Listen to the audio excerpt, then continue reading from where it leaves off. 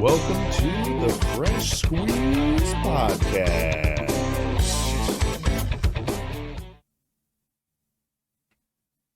Welcome to the Fresh Squeeze Podcast. The legends say that if you can pull my dick out of the watermelon, you can become the King of England.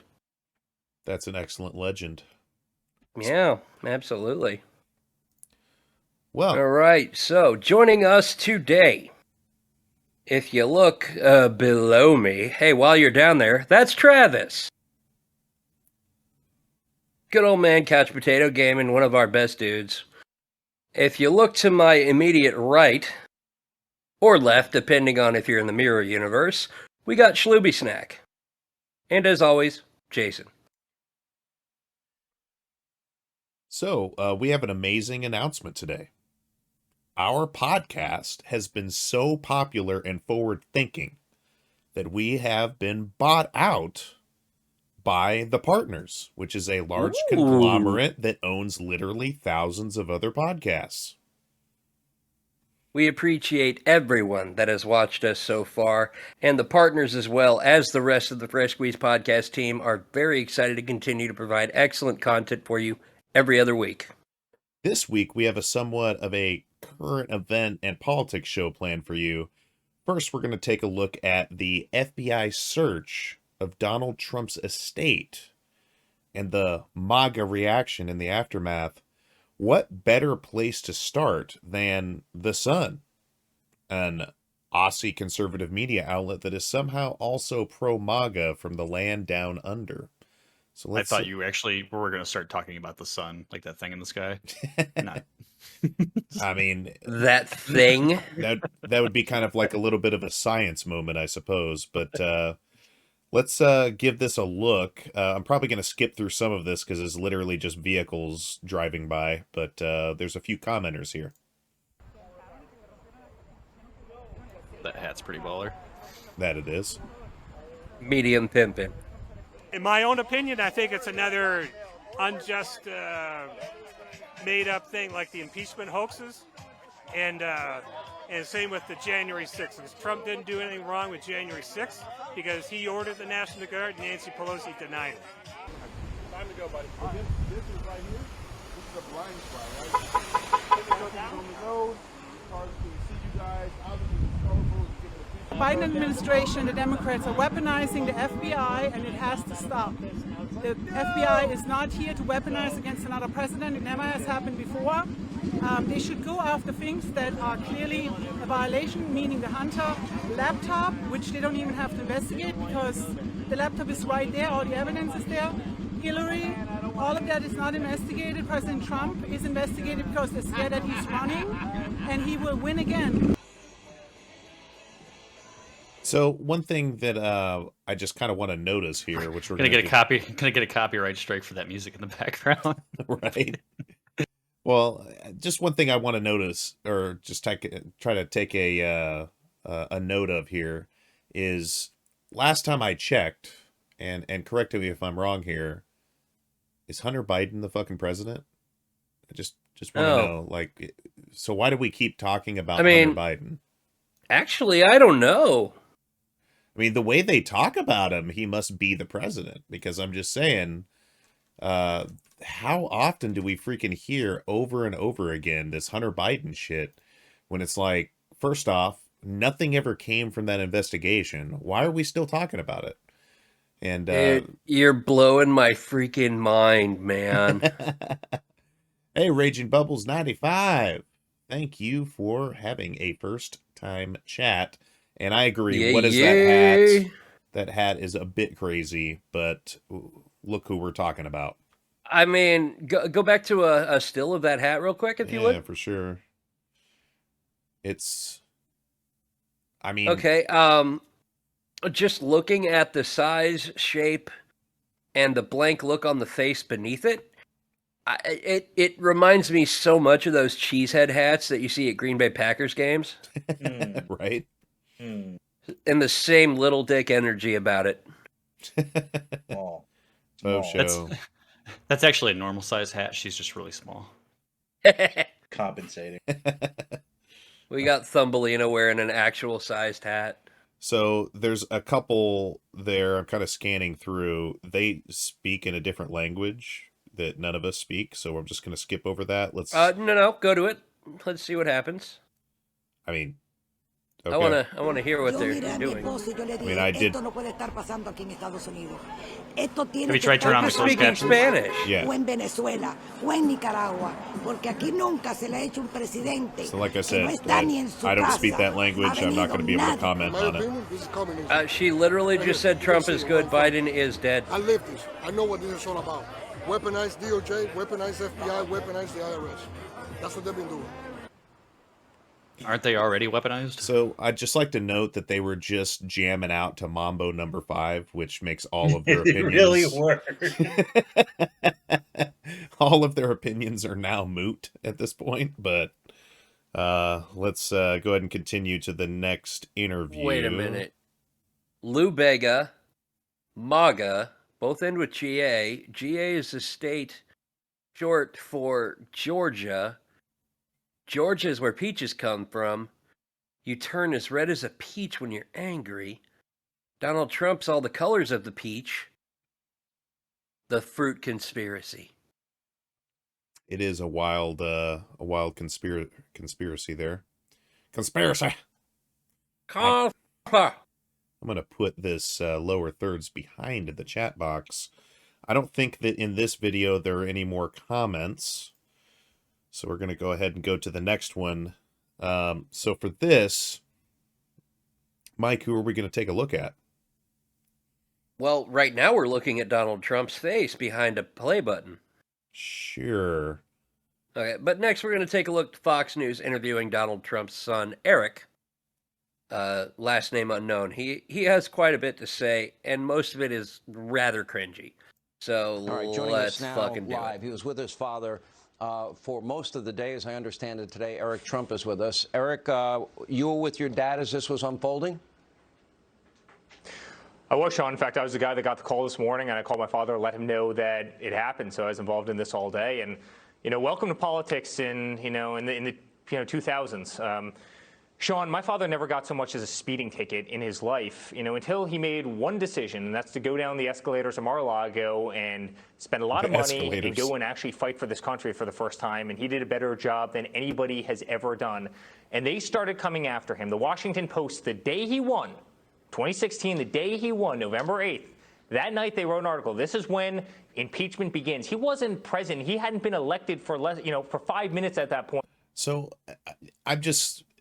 this is another comment that they make all the time, is that, like, supposedly he's just so attacked, but how many different people and groups does he attack, which then essentially the attacks on him are retaliations for those attacks? Like, I guess what I'm getting at is, like, he brings it on his freaking self.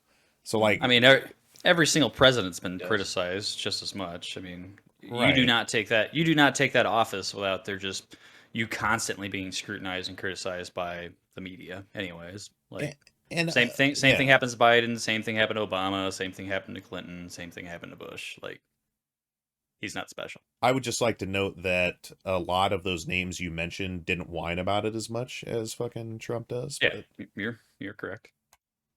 Although I do want to ask this: does the presidential approval rating actually mean anything anymore? I think it does. I mean, is it even accurate though? Like, I don't know. It depends on the poll. I don't get a survey at my house. Like, it's definitely not like. I feel like that whole metric could definitely be like tampered with, just based on how they were to send it out. Yeah, based on how many "I did that" stickers you see at gas stations. When impeachment begins, and then he's impeached the first time, and then he was impeached the second time, and they slandered him, they belittled him. You know, they went after him. They went after all of us. There's no family in American history that has taken more arrows in the back than the Trump family every single time. And you know what? It's gone on past politics. You look at the attorney generals, you look at district attorneys all over the country. I would say, they wanted raging bubbles, I would say it's a popularity contest, but I almost don't agree with that because the vote isn't done by popular vote. Yeah. It's done Yeah, by man. people who are paid to vote a certain way. Yeah. Is they want to get Donald Trump. They raise money on it. They send fundraising emails about it. They brag on camera about it. They go after him. They subpoena him. I'm probably the most subpoenaed person in the history of the United States. Every single day we get another subpoena. And they do it for one reason, because they don't want Donald Trump to run and win again in 2024. And Sean, that's what this is about today.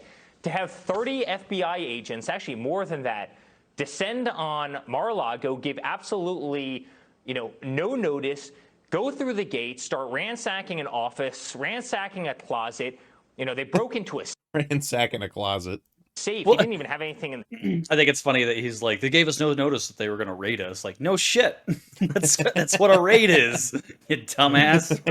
Hey, just like letting you know if you guys want to hide any incriminating evidence, we're going to be there like around 1 o'clock or so. Right. Like, leave the door unlocked so when we kick it in, it doesn't hurt the guy's foot. And give me a break. And this is coming from what? The National Archives?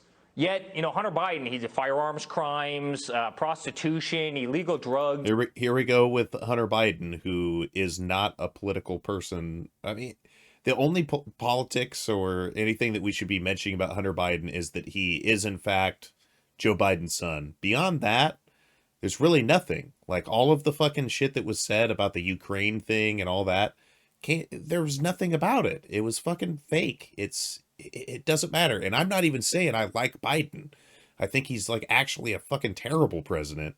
But I just can't believe that we're still talking about Biden. And later on, you're going to see they keep bringing up even Hillary. It's like Hillary is so irrelevant to all this shit at this point. They fucking tried to take down Hillary for 4 fucking years and couldn't come up with anything. Why are we still talking about this? Just drop it. They're just literally grasping at straws to try to distract people from the actual fact that this was a legit search. And I'll get into that. I actually have some information about the search here. So yeah, I need to continue on here with a couple more seconds of what old baby Trump has to say. Shady deals with everybody around the world. And by the way, it's all on his laptop for the whole world to see. In his own writing, in his own words, corroborated by everybody. Where are these FBI agents? Where is everybody? Why? Welcome back, White Tiger. So by the way, that whole Hunter Biden laptop thing was essentially made up by Rudy Giuliani, which is already not a very trustworthy character at all. Like, considering dude, what happened in the Borat sequel, I'm just saying.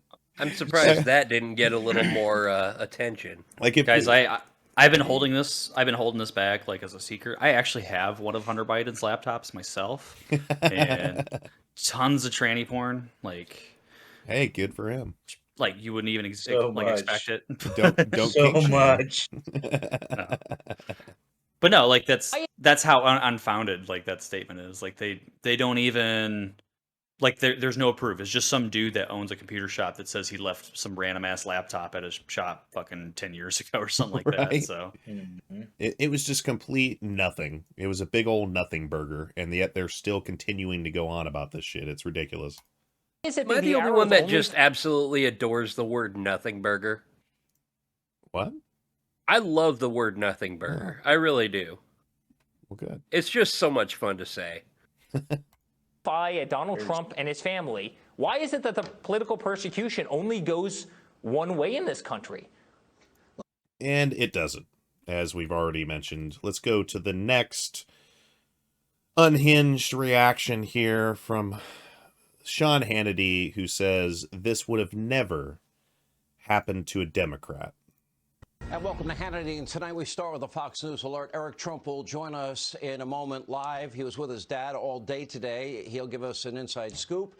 First, a dark day for our republic. The Department of Justice, a dark day. Rule of law. What looks to be potentially a shocking overreach. We'll find out in due time that will have serious ramifications potentially for many, many years to come. Now, Biden's politically charged. We've already chronicled all this. DOJ is now being used as a weapon against Biden's top political rival. That's the former president of the United States of America, Donald. So I'm just going to, as he says these things, I'm just going to make the comment that this was a completely legal, venture here that happened. I mean, a federal judge signed off on this. There were multiple completely legal and by the book things that happened for them to conduct this search. So these things that he's saying are complete lies. I just wanted to say that before we continue. Trump. I just wanted to add that Sean Hannity looks like a Lego man and looks like he wears floral women's deodorant. He's got a lot of pins going on there. I'm just saying. Oh. President's overcompensation. Yeah.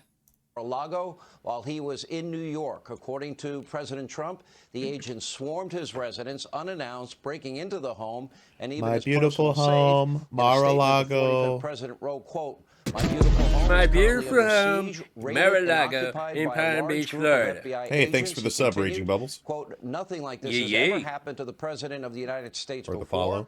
After working and cooperating with the relevant government agencies, this unannounced raid on my home was not necessary or appropriate. It is prosecutorial misconduct, the weaponization of the justice system, and an attack by the radical left Democrats who desperately do not want me to run for president in 2024. According to the New York Times tonight, who got the scoop first somehow, the search was focused on documents that the former president brought with him from the White House, including potentially classified documents. Sources are now telling Fox. Potentially classified, huh? They were in fact classified. Like, there's no potentially about it. They were in fact classified documents. And one thing to note is the documents were kept in the freaking over in the basement, and it wasn't until there was kind of like a some advice that was given to him that they actually put a padlock on the door, like classified documents, after the absurd shit that they're going to say about Hillary Clinton, which, I mean, what she did was stupid. I'll even fully admit that, but it's like you could not possibly be that hypocritical as to try to say something about Hillary Clinton's, Benghazi emails and all that on a freaking private mail server. And this dude had this shit just sitting in the freaking basement of his house with no oversight and no lock on the door. I mean, get the fuck out of here. Actual printed documents too. Like. Right. Yeah. And to just add to that, Sean Hannity has potentially no journalistic integrity. Oh, I agree. I mean, he's a complete and utter propagandist. I'm going to read White Tiger's comment here. So, I love taxpayer dollars going into taking down Trump. I love paying for what amounts to a show trial that even if they prove connections to Russia or whatnot, it will change and accomplish absolutely nothing.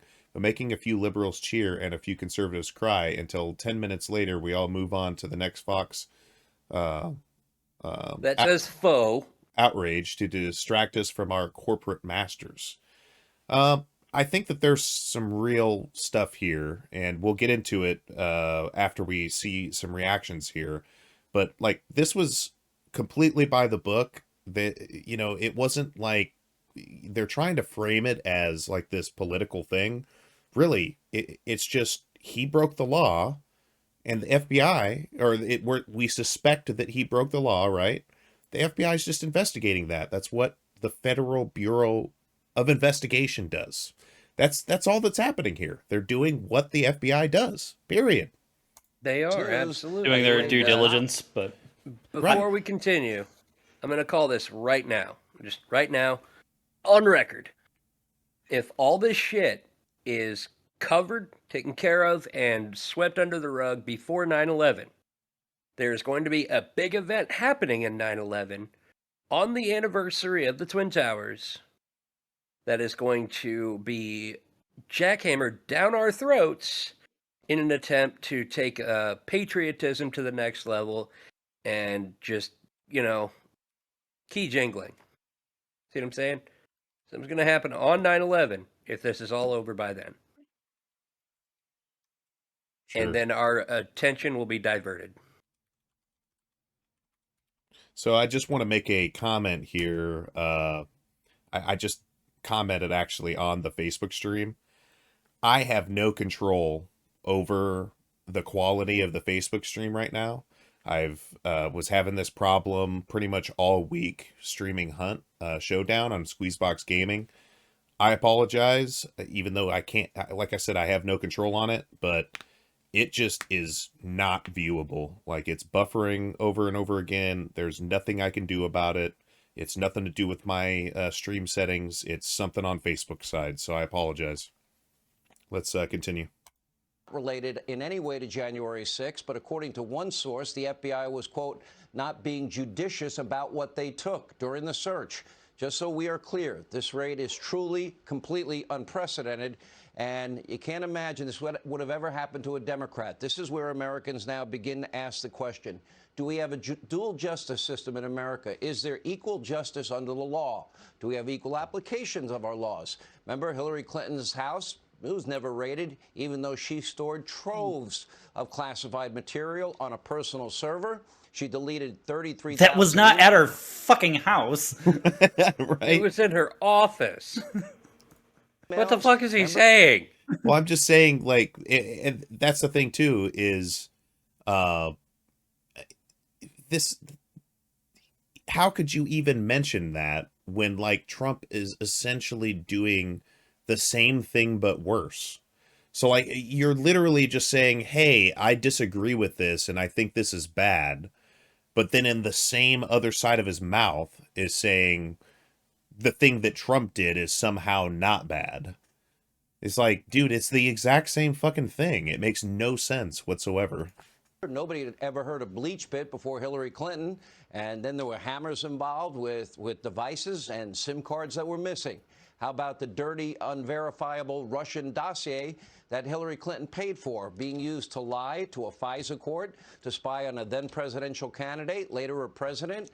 What about the high-ranking DOJ officials that signed what was, says at the top of a FISA warrant, verified, but they signed their name to something that was unverifiable and has now been completely debunked, and claimed before judges that it was verified? It wasn't. And then there's Joe Biden on tape, the real quid pro quo, bragging that he withheld $1 billion taxpayer dollars. You have 6 hours to fire a Ukrainian prosecutor who he turns out was investigating his son Hunter, who was being paid millions of dollars with no experience at all whatsoever. Hunter lies on a gun application. What happened to Hunter? Nothing. What if it was Don Jr.? What if it was Eric Trump? On tape, you have, of course, Hunter Biden smoking crack and with hookers. I think those things are illegal. What happened to him? Nothing. We had Director Ray. Damn,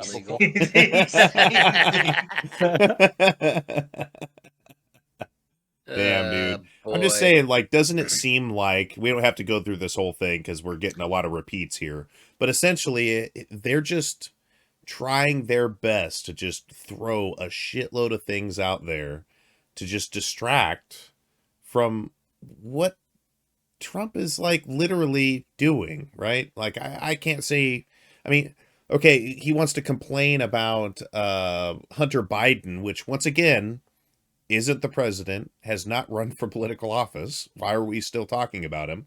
But, like, even if it was, okay, like, he ran for political office, Trump literally had a whole scandal about, you know, him paying a porn star to have sex with him.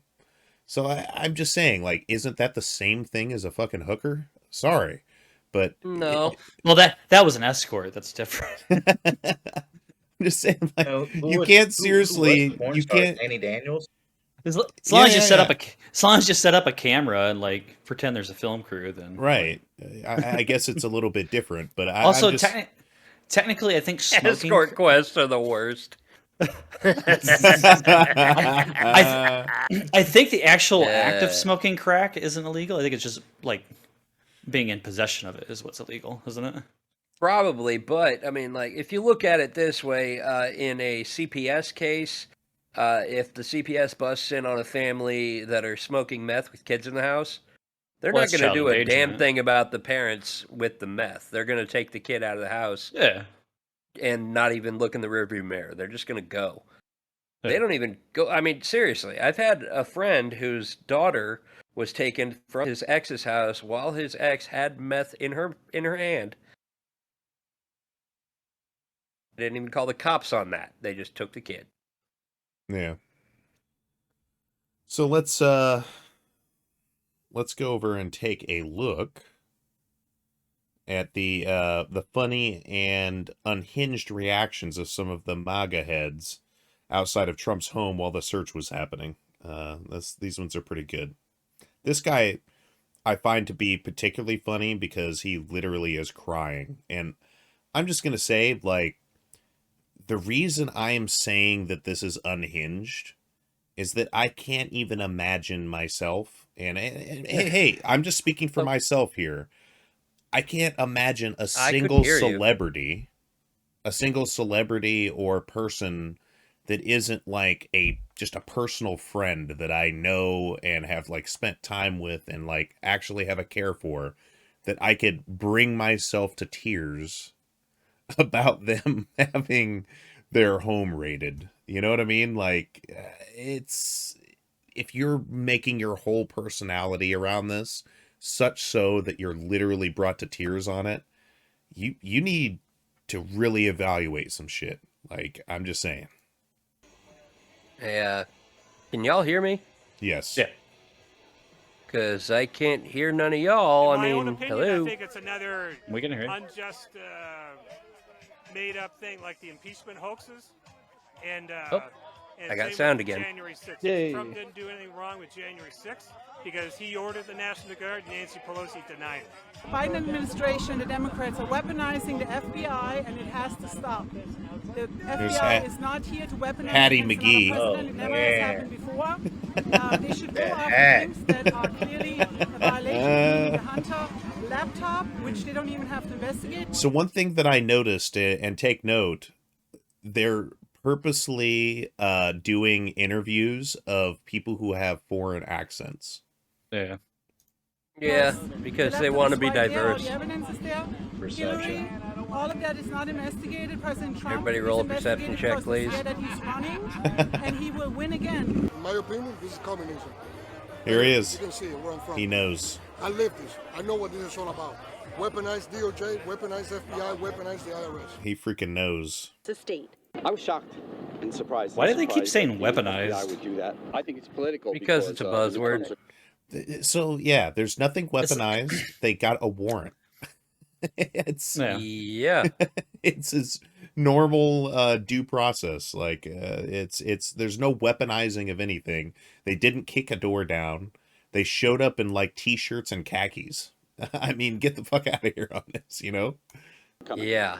The midterms are coming. Sources with knowledge of the search say FBI agents were looking to see if the president took classified documents with him to Florida after leaving the White House. On Monday night, Trump posted a lengthy statement online confirming what happened, saying they even broke into my safe. He called it the weaponization of the justice system and an attack by radical left Democrats who desperately don't want me to run for There is president a in reason it is 2024. called a safe. It is so things can be kept safe. 2024. He does not deserve what he got. Look at this guy. That he got.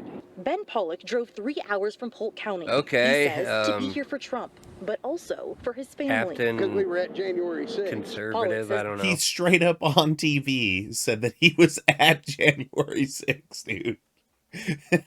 Wow. And check this part out. His I son, led the charge. This is his son who's still wanted by the FBI.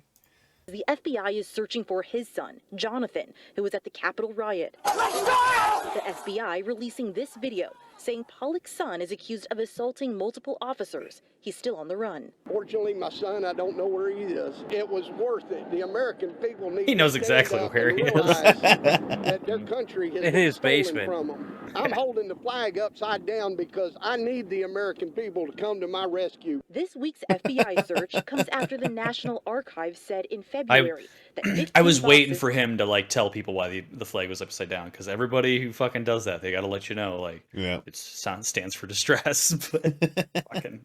of White House records were discovered. Why does the energy of each and every one of these people match the energy of people that watch WWE? And why was he wearing a hat that you would see in the 1700s, by the way? That's a tricorn hat, and it is very fashionable. Thank you. Mar-a-Lago, containing classified material, and referred this to the Justice Department. This, as a law enforcement expert, says a judge would not have granted a search warrant on Mar-a-Lago without probable cause. In Palm Beach, Marley Martinez, West 2 News. Let's give this one a look, man. It's a fucking party. He's awful. Hunter and Biden. Hunter Biden. Oh, wait. The meth addicts are. She's speaking English this time. Hold on, are they crossing out Pence on the signs now or something? Yes. Like why? Because they wanted to hang him, remember? No. Oh yeah, at January 6th, they were chanting, "Hang Mike Pence, hang Mike Pence." Why though? Because he had to certify the results of the election, and he did not do that. So they considered that a betrayal. Weird. I didn't know a thing about that. I just figured they wouldn't include his name on the signs, but they went through the extra trouble to be like, all right, print his name and then cross it out. I think they just took the old Trump Pence signs and crossed out Pence. Would have been more sufficient if they did the whole hangman scene. Well, there's that, but I mean, they're saving money by reusing the old signs. You gotta be outraged to put out a budget. You have a fair point. Yeah, it's a bit weird. But how are they gonna if they reuse the old signs though? How are they gonna stimulate the economy? Like, yeah, it seems a bit backward thinking. Just saying. A little sus. A little sus. Let's Yeah, get there this. ways. I don't want a communist in this country. No way. Dang, dude. That lady has easily smoked many thousands of Virginia Slims. I'm just saying. He smokes 1,000 packs a day. Fed up with all the fake news people, in particular CNN, and all the 99.9% of the TV people are against Trump. yeah, bet you that number's accurate. Yeah. 99, There it is. like They're listening. 9%. There's some more Mambo number 5, boys. I wonder how Lou Bega feels about people using his song. How does that even relate anything to the Trump movement? You know what I mean? Like, what does that have anything to do with it? Did you see that sign that just said "pussy ass Trump"? Yeah, this is an argument we're about to see here. Well, sure, but I mean, pussy ass Trump on a national news outlet. Is this national news? This is it's Palm Beach Post. Oh, okay, so I guess not. I'd like to point out that the guy wearing the biker pants, holding up the big sign that was crying it originally. Oh, this guy? He's not. Oh, yeah, okay. I didn't realize Yeah, he he's was wearing wearing biker pants. Are you looking at his junk, And bro? tight. What the fuck? I thought it was a girl at first, and then I looked up, and I'm like, I was startled. Like, oh. Whoa. Hello. Oh, you got a nice ass. Oh. Whoa. It's Those knees are making faces.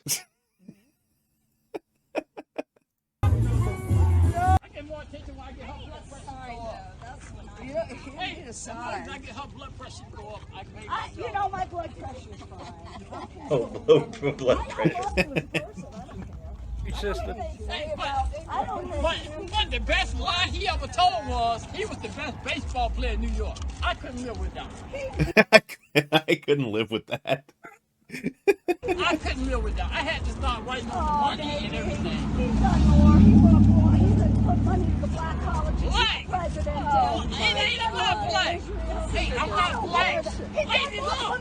Look, I'm not black. Okay, you're not. I don't know what's going on. Kiss my wife. I am confused. What is happening? You're a human being, okay? Exactly. So say it like that. But he cares Found about another people. mystery. He cares for He does. That's why he like grabbing a lady. This guy's gonna start a Scooby-Doo mystery, man. She is really enraged. No president has ever done that. He say he grabbed pussy. He say he grabbed pussy. Why don't you worry? He didn't say that to you. I got it. Oh, because if he doesn't say that to you specifically, it doesn't. It completely negates the statement. Yeah, completely.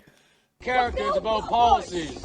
He did it Not to about Bush. character, about policies. So it's okay to grab pussies. Oh, shut up. You've never grabbed You never pussy said he in your grabbed the life. pussy. The fucking You never grabbed one in your life. And then it cuts right to Never some grabbed lady one. cackling. we got to Good hear one, Marge. We got to hear this cackle real quick. Oh no. Damn, dude. Oh, 7 years of ignorance. Stand behind him. Stand behind him. 7 years of Trump grabbing pussies. Thank you. All right. So, yeah. Does that say goddamn fucking Trump? So Goddamn fucking Trump.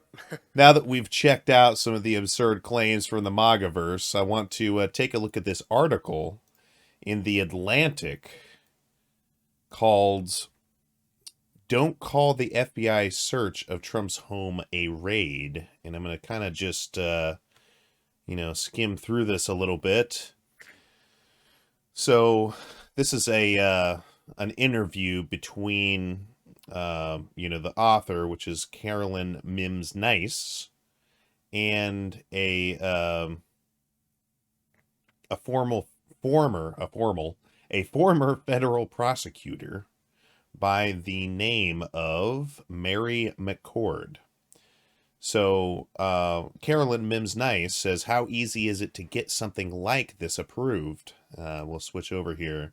And Mary McCord says, "A search warrant is presented to a federal judge pursuant to Rule 41 of the Federal Rules of Criminal Procedure, and it must establish probable cause that evidence of a crime will be found at the location to be searched, and is present there at the time it will be searched. So in other words, you can't have probable cause based on information that's too old or too stale to warrant a belief that evidence will still be at the location. That is done through an affidavit by a federal agent who states the facts that support probable cause. Then it's up to the federal judge to determine whether he or she agrees that the facts in the affidavit, which is sworn declaration by the federal agent, do in fact establish probable cause. And if so, the judge will sign the warrant, and then the warrant will be executed.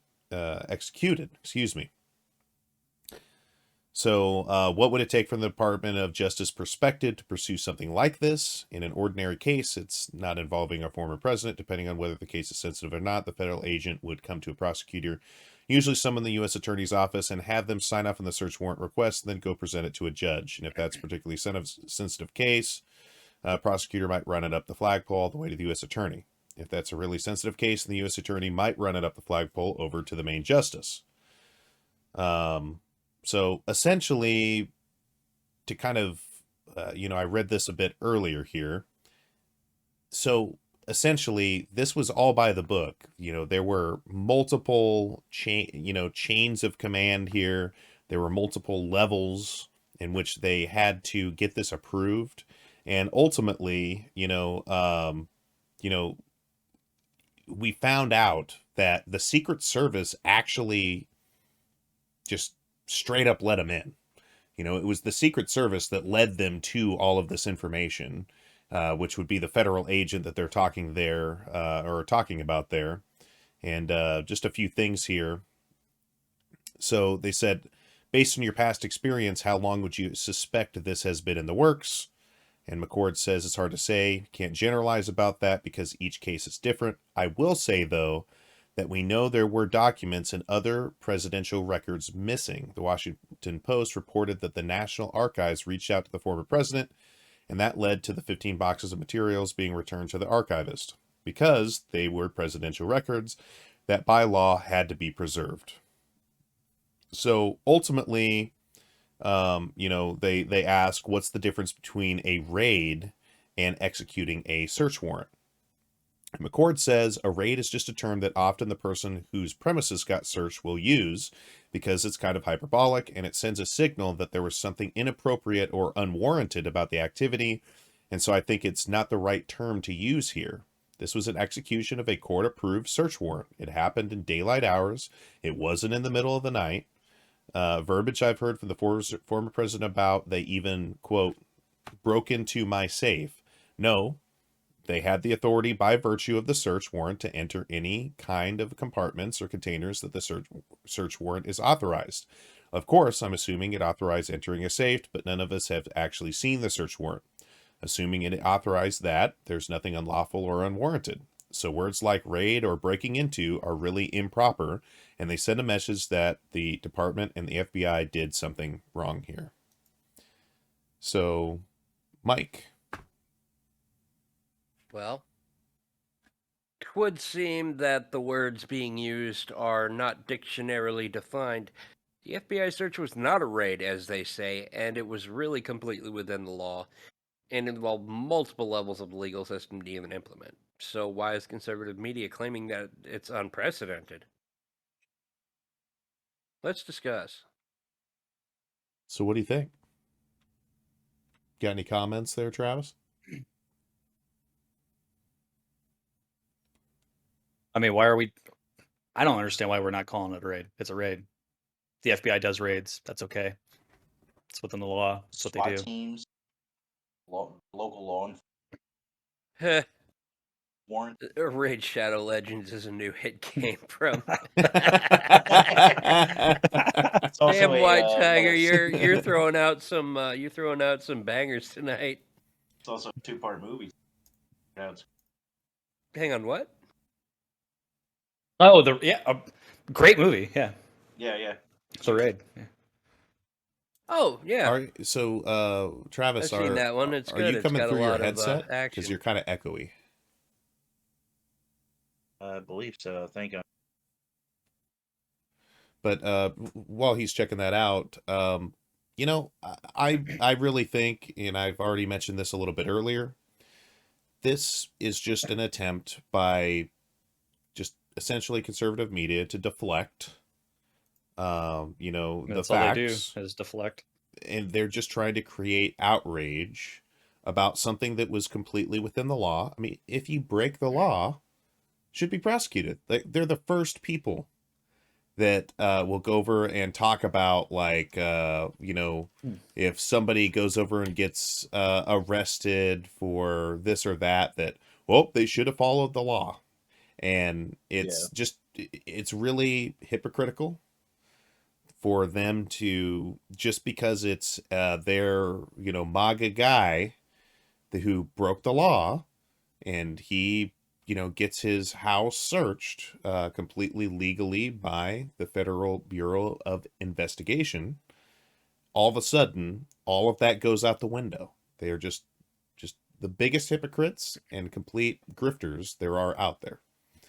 So I'm just saying it's just an attempt for them to throw as much stuff out there, whether it's true or not, which I'm just going to say, based on their comments that we've seen, most of that is just absolutely not true. With the Hillary thing, they investigated her for 4 years while Trump was in office. Mm-hmm. And they still never found anything that could, actually incriminate her. I'm not defending many of the things that she does, and I don't even like Hillary. I think she's just as much of a scumbag as many of the others. But ultimately, Why are we still talking about this? She is irrelevant right now. You're just trying to reignite rage that, people are already charged about and have been charged about for a number of years because the media cycle keeps them charged. I mean, the way I look at it, or the way I would like it to be, is we just do like a fucking fast forward, like in Wayne's World, with the doo or whatever, and just fucking just get it all over with and find out what the fuck happens. Because like at this point, like I was telling you the other day, like I don't even care about hearing about the news anymore. Like, did they arrest him? Is he going to prison? Like, is anything actually coming from this, or is this just an update of like, oh, the fucking circus goes on? Like, I'm just tired of hearing about it and no action actually being taken. Personally, we're on season 7. Season 7 of the MAGAverse show. But actually, hold on. I have an urgent message from the partners. Hold on. Okay, apparently current viewer polls are showing that we have made nearly everyone feel dirty by talking about the MAGAverse. So we're being issued an urgent palate cleanser session effective immediately. So we're going to have to kind of just move on from there. I know that we've had plenty of discussion on all of these things, but we have a few things to kind of just cleanse the palate. Some of them are a little bit wholesome, and some of them are, a little bit funny. So we're going to go over and take a look at a few things. Moving on. So in this one, this is the Humane Society animal rescue organizations freed 4,000 beagles, and these pups are all waiting for adoption. Bees. Look at those little puppers. Too cute. Are you allowed to adopt all of them? That would be the question. It's gonna be good. It's all okay now. It's all okay now, sweetie. Did they come from a puppy mill? We were mill? incredibly honored when the Department of Justice reached out to us. For something of this magnitude, this is what our animal rescue team does. It is So where exactly what people were they imagine rescued? I'll try to skim through the comments after we watch the video here. is the impossible. This is what we make possible.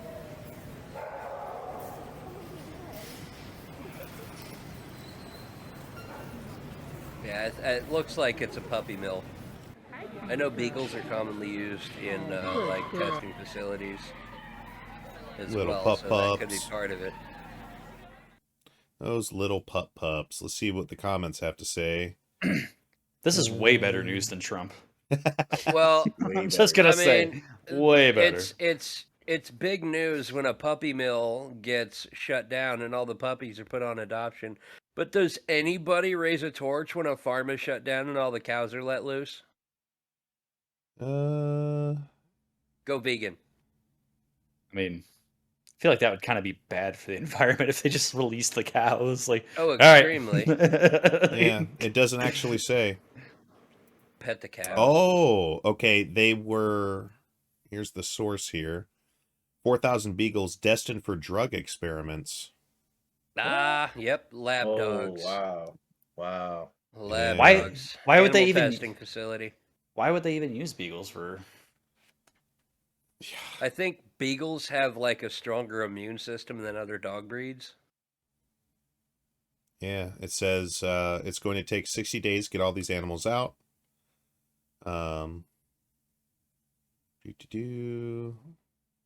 Yeah, so that's really good. They were being killed, beagles there were being killed instead of receiving care for easily treated conditions. So that's just a really, really good, feel-good story. Let's move on to the next one. Well, just let's be glad it was the Humane Society that got them and not PETA, because they would just be expediting the killing process. Show, or they would have just glued themselves to a counter. Yeah. Okay, your middle name is Macho, but I'm wondering if you ever cry. You ever has Macho Man ever cried? Oh yeah. Really? Uh-huh. It's okay for macho men to show every emotion available right there, you know, because I've cried 1,000 times, I'm gonna cry some more. But I've soared with the eagles and I've slithered with the snakes and I've been everywhere in between. And I'm gonna tell you something right now. There's one guarantee in life, and that there are no guarantees, yeah. And understand this. Yeah. Nobody likes a quitter. Nobody said life was easy, so if you get knocked down, take the standing 8 count, get back up, and fight again. And you're a macho maniac. Dig it. There you go. It's perfectly fine to cry. Man, Bonesaw McGraw from the first Spider-Man movie is looking weird in black and white. All right, so this next Anyone get one, arrested? I don't even know what the original part of it is. Let's see. I thought that said how to stop bullets for a moment. I was like, It what? says So did how, I. how to stop bullies, and I guess it's just like a kid's informational video, but it is comedy gold, I will just have to say. So let's I'll tell you how to stop bullies with 2 words. Right hook. Well, you're gonna see some of that. Let's give this a look here. That's why it's important for you, all of us, to become street smart. Avoid clothing that might make you look like you're part of a gang. Avoid areas where bullies are known to hang out. It might make you look like part of a gang. Right? I mean, look it's good. I feel like the gang clothing would help. A little. I mean, You look like all you're he's part of the missing gang. is the glove Avoid and the pizza areas- face. Who's he waving at? He's like, hey, gang members. I'm not a part of you. Avoid areas where bullies are known to hang out. You got something on your shirt. You Oh. got something on your shirt. Oh, got he. He's about to walk like an Egyptian. Right. Oh, don't stop. Don't come any closer. Another effective slap is to the bully's groin. Ooh. Throw the candy in his Actual face, assault. and it gives me enough time to run. Leave me alone. We just wanted to... I said leave me alone. You want trouble, huh? Bam. Pal. Those are like stereotypical like 90s bullies. Or 80s, I guess, maybe. Wow. So there you go. That's how you stop bullies. I just want Absolutely. to know what she threw out of her hand. Was that nuts?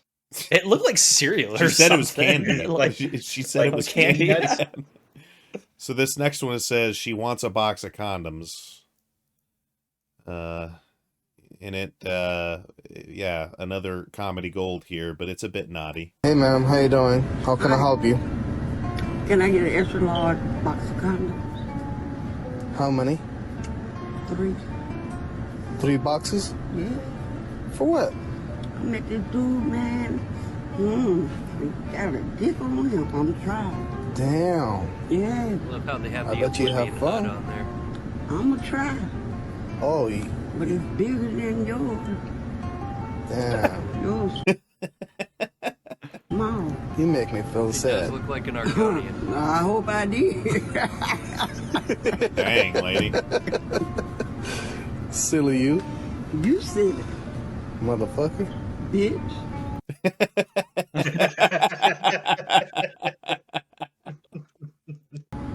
Who you talking to like that? I'm talking to you. Hey, Argonians are Okay. awesome, and I did a TikTok about them earlier, so don't you worry. I'm just saying she looks lizard-like. You, Distinctly. You silly motherfucker. bitch. Who you talking to like that? I'm talking to you. Okay. Okay. What? Okay. What? Let's Now take it what? outside then. Take it outside. Yeah. Come on. I'll beat that shit Yeah, out of take it you. outside. I'll go back behind now. Hey man, Oh man. Just wow. Yeah. Wow, This is wow, a wow, wow, wow, wow. Weirdest start to a porno I've ever seen. Right. Oh, no. You made me think that way. All right, we're staying right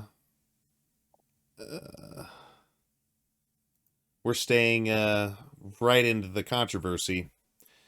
So now that we've had some time to look into the completely legal search of Donald Trump's home, I want to talk about a completely different grifter, sex offender, and scam artist, Andrew Tate.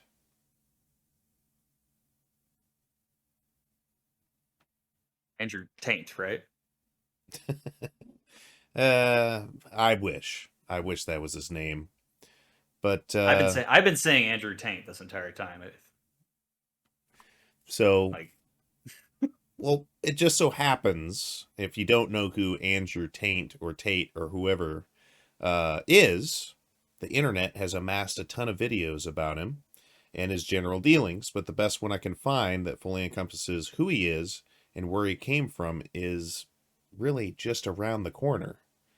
Because first, and this is the very first one that we're going to have on the show, we have an ad from our sponsor. Are you ready for this, Mike?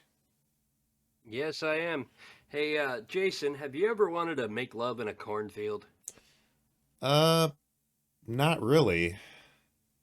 You ever thrown down some delicious pig slop and immediately got horny? Ooh, once again, not at all. What's with the weird questions? Well, I just wanted to let you know that if you change your mind, you can always fulfill those dreams on farmersonly.com. Don't you think it's kind of weird to advertise farmersonly.com when essentially none of our viewer base are farmers? Hey, you already know that the partners dictate our every move on the podcast, and this is a sponsor they pick for us. I'm just doing the best I can with the material I'm given. Anyway, if you're wanting to find some hoes for the hoedown or the clickety-clop after you sling some slop, then be sure to check out farmersonly.com. And if you use the promo code CHICKENCHOKER when you sign up, you will be rewarded with your very own livestock lingerie calendar for the year 1973 for whatever reason. Act now. You won't be disappointed. Once again, that is for farmersonly.com. Well, now that we're done with that extremely strange ad, it's time to look at Andrew Tate's most controversial clips. So let me pull this up here, and we will switch scenes and take a look at it. And I'm just going to say, these are on TikTok, a lot of them, so expect some weird with the editing. I have before really we start it, mind you. You have a good night, White Tiger. And mind you, the videos that you see on TikTok, he doesn't even have a TikTok. They're just being clipped and pulled from Instagram and Facebook and stuff and being uploaded. Right. So this is how like controversial this guy really is. Wow. Yeah. And by the way, I'd just like to note that the thumbnail spells women wrong, but anyway, I didn't notice that earlier. Let's give this a look here. We change that. You will only even acknowledge he exists. What was that? When your brother's borrowing the family brain cell for the day, you're going to spell things wrong. Right. We change that. You will only even acknowledge he exists if he's ignored how he feels 99% of the time before that. Because if he was sad most of the time before that, he never would have got to a place where he could attract a woman like you. The man who works in Starbucks, who's sad all the time, you won't reply to him. Neither will any other female. So for women to come along and pretend they give a about the fact that most men are basically invisible. There is not a female on the planet who's invisible today. You can be a 4, overweight, fat, you'll still go to the club and get attention. 99% of the men go to the club and nobody even fucking talks to them. If they try and talk to a girl, they get blanked and ignored and told to. Most men are absolutely and utterly invisible. This is the truth about masculinity, right? It's very. So I'd just like to know, I guess maybe try to understand here, why is there a GTA 5 person driving a car below the video? That's the thing about There's TikTok. There's a duet. Well, yes, duets, yes, but I've noticed a lot more of it on TikTok recently. Like people be showing like political clips with somebody making pizza dough on the bottom of it. It's really weird. Yeah. Because that political video would be pulled down from TikTok. Fair enough. Interesting. It doesn't even have to be political. here and complain about the top 2% of men, because I've dealt with this guy, he's arrogant, blah, blah, blah, blah. Most men don't even exist. They send 10,000 DMs and never even get read, let alone replied to. So if you just sit here and say, I'll get a G, a big G, a boss, a millionaire, and let him have a day off, very nice of you. I'm sure you would. Is that something most guys are doing? If a guy who... What? Are most guys actually sending like 10,000 DMs to women? Like, because... If you send that many, you're entering simp territory a little. A little excessive. I'd just like to note that Amaranth made 7 figures, and most of that revenue came from DM requests.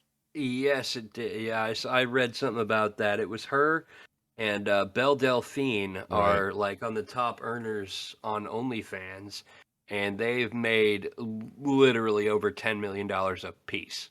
Yeah. And that is impressive. And I'm not even hating on that because, hey, you make that money, girl. But sex work is real work. I am going to kind of a bit, not so much. I mean, I'm not trying to kink shame. Hey, if you are into that, whatever. But I'm going to throw a little bit of hate on the dudes that are literally spending that much money on somebody they're definitely not going to get with. Like, you would have... Who pays for porn? Yeah. It's not even porn. It's not even porn. It's literally shit that you could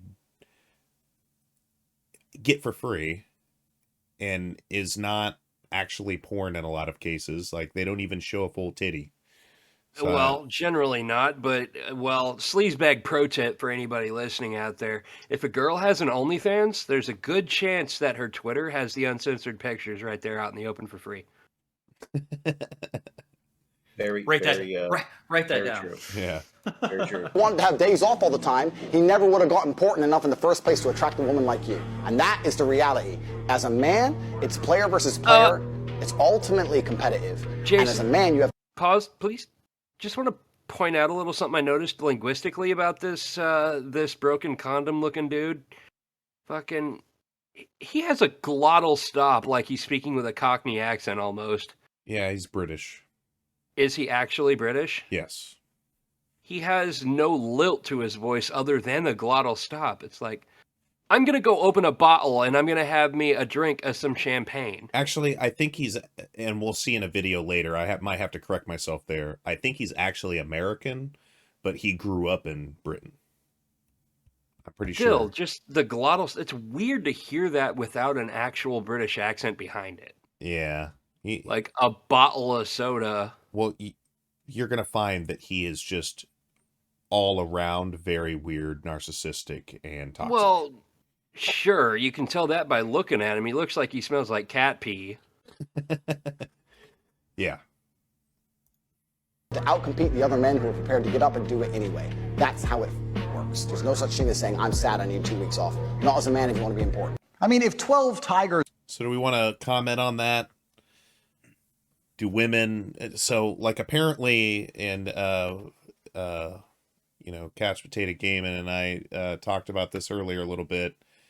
If only 2% of the men are getting the women, and there's 7 billion people on Earth, kind of seems like not many people would be fucking. Just saying. I'm just gonna guess he's not very good at math or statistical analysis, but he's very clear that he absolutely does not care about statistics. He literally says that multiple times. I'm gonna close my camera and then open it again. There we go. For some reason the focus gets weird sometimes. But anyway, he straight up says multiple times, I don't give a shit about statistics or whatever. But yeah, he does say that a lot.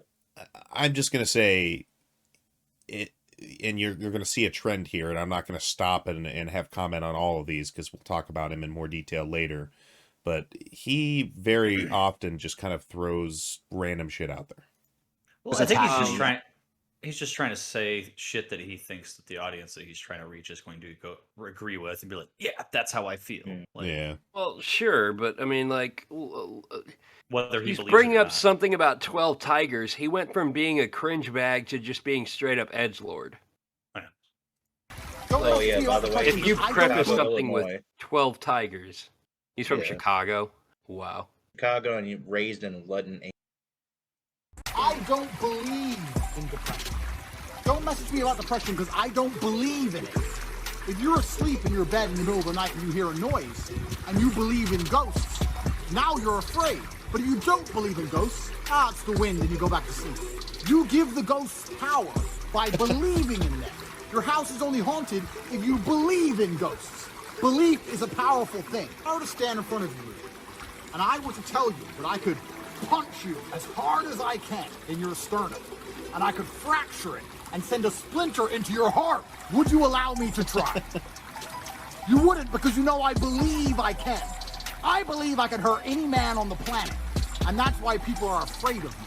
And you believe depression is a crippling disease, and that's why you're afraid of it. What would you do if I wanted to Probably, Almond. I don't think there's anything intrinsic. Yeah, let's I'm not going to go through every single one of these, but there's a few of these that are particularly interesting. Okay, yeah, no problem, let's swap. And they'd sign on the dotted line. Some child is outside enjoying their life, playing with toys and smiling in the sunshine and having fun. I hate happiness. I hate happy children. Anyway, you're all losers. We've discussed this before. I'm the king of the world. No. You don't go to the club. Oh, fuck happy children.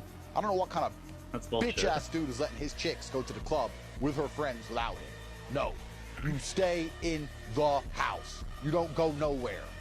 You're not, no restaurants, no clubs, nothing.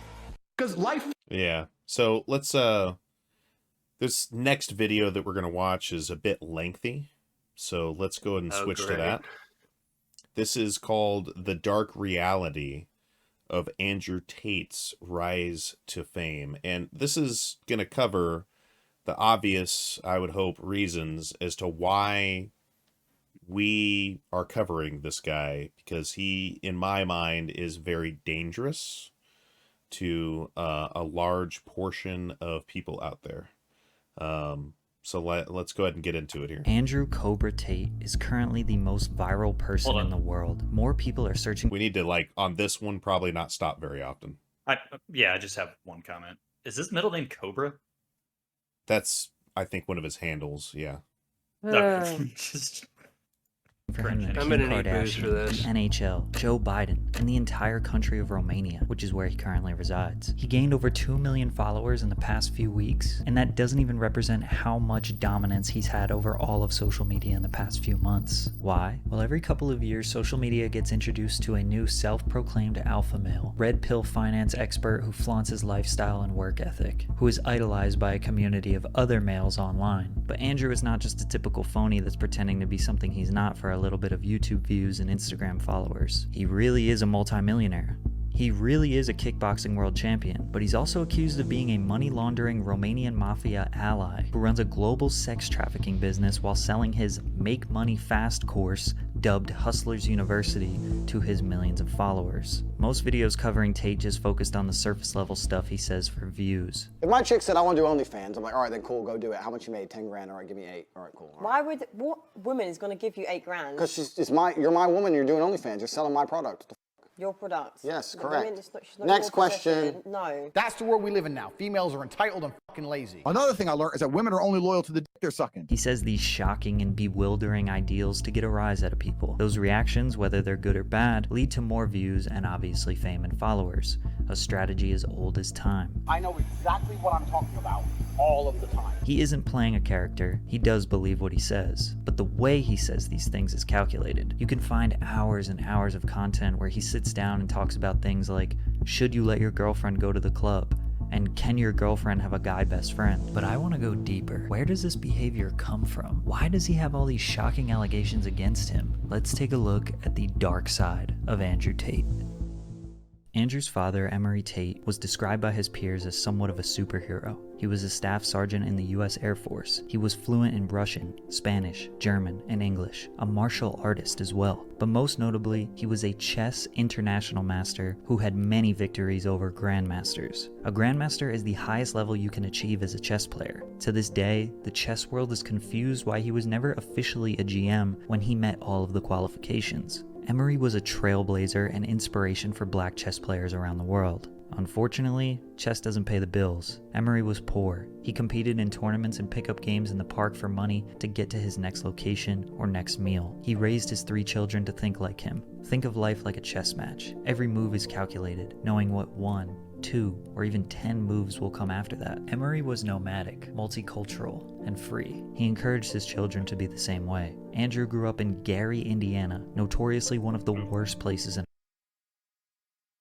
Oof. Wow. Yeah, Gary, Indiana. We've been through there a few times. America. He took a liking to chess. At age 5, he was an Indiana state champion. At 6 years old, he was playing against 3 10-year-olds and winning. Then at age 11, his parents got Hang on, divorced. are we and talking his about mother Andrew moved Tate or Kim Jong-un? him and the No, his kids father. to Luton, England. This is where he would grow up. Living with his mother meant that he no longer had a chess coach. He no longer spent 3 to 4 hours a day with his dad learning strategy. All he had was his younger brother Tristan, which altered his life path immensely. He picked up fighting around age 15, which became his new passion. Fighting and chess are similar in 2 ways. Each sport is a one-on-one battle between 2 people. There's basically no luck involved. Every move, movement, punch, and piece move needs to be calculated. Your opponent must react based on your choice. The biggest difference is that fighting is obviously physically demanding and mentally challenging, whereas chess is only mental. Because of his chess background, he was already mentally ready. As he grew tall and strong, he obeyed his trainer and worked to become a 6'4", 200-pound kickboxing mixed martial artist. In the early 2000s, he fought in an He MMA worked to be league and a 6'4"? kickboxing league. He had a Yes.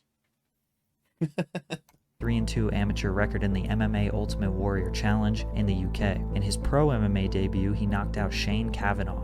However, he stuck to kickboxing since he made more money from it. In his International Sport Kickboxing Association career, he lost his first 2 fights, then went on a 4 consecutive win streak before getting a title shot against Paul Randall in 2009. He won the Cruiserweight Championship in this bout, then he defeated Daniel Hughes for the IKF Cruiserweight title. But before social media dominated our world, someone like Andrew had to resort to more classic media like radio and TV to get his name out there and promote fights. Around 2009, he explored the world of reality TV. The Ultimate Traveler was the first show Andrew appeared on. The concept was 6 amateur backpackers competing for $12,000 by trying to navigate Indonesian challenges with no knowledge of the country. On this show, it was clear Andrew was the same guy he is now, just not a millionaire. Me and her have completely opposite trade-offs, and she wants the executive class and you know, and a nice hotel, etc. And she. So we're going to skip ahead a little bit, just because of copyright and that.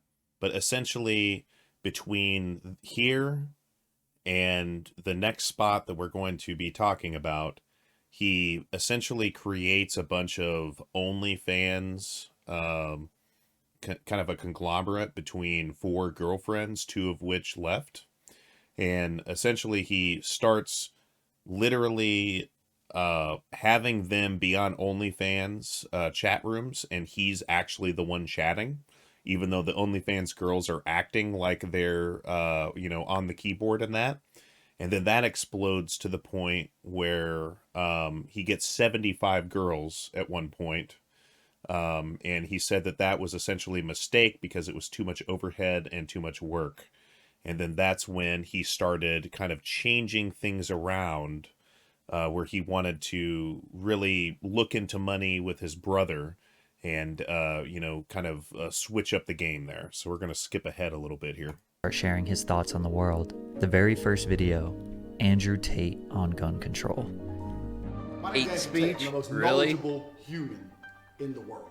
That very first sentence set the tone for his YouTube career.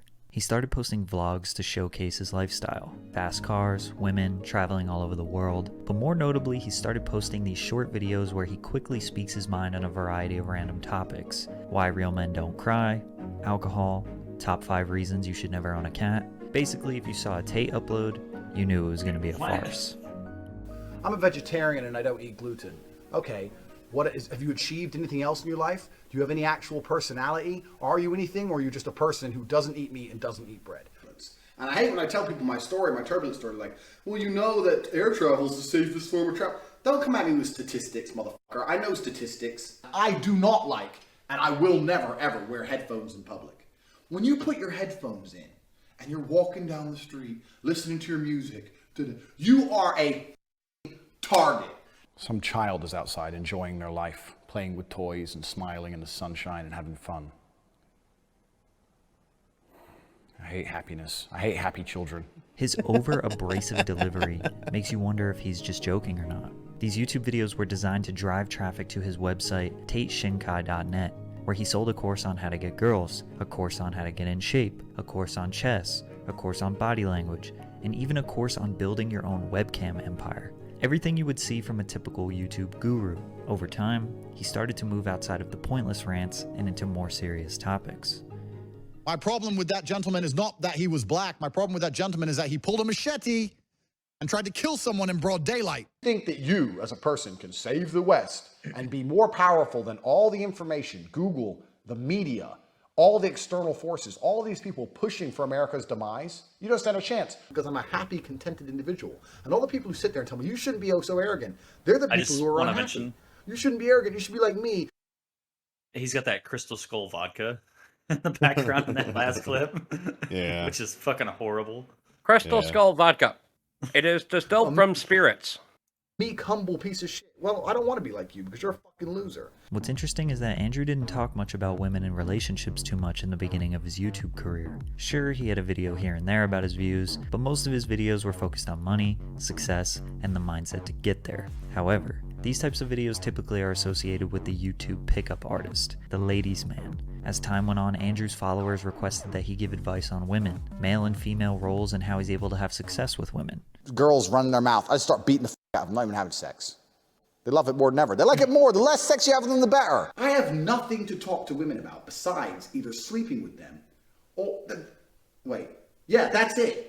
Men are trying to get laid, so they pretend to be friends with the girl, hoping that one day she'll get drunk enough and let them f her. Obviously, his bold statements and opinions ruffled feathers. It was the type of content that attracted a lot of anti-women incels. But a lot of his fans see the truth in his statements, despite his bold delivery. He started getting more attention from YouTubers like Mr. Gigi and Leon Lush, making commentary videos about him. Comedian Tom...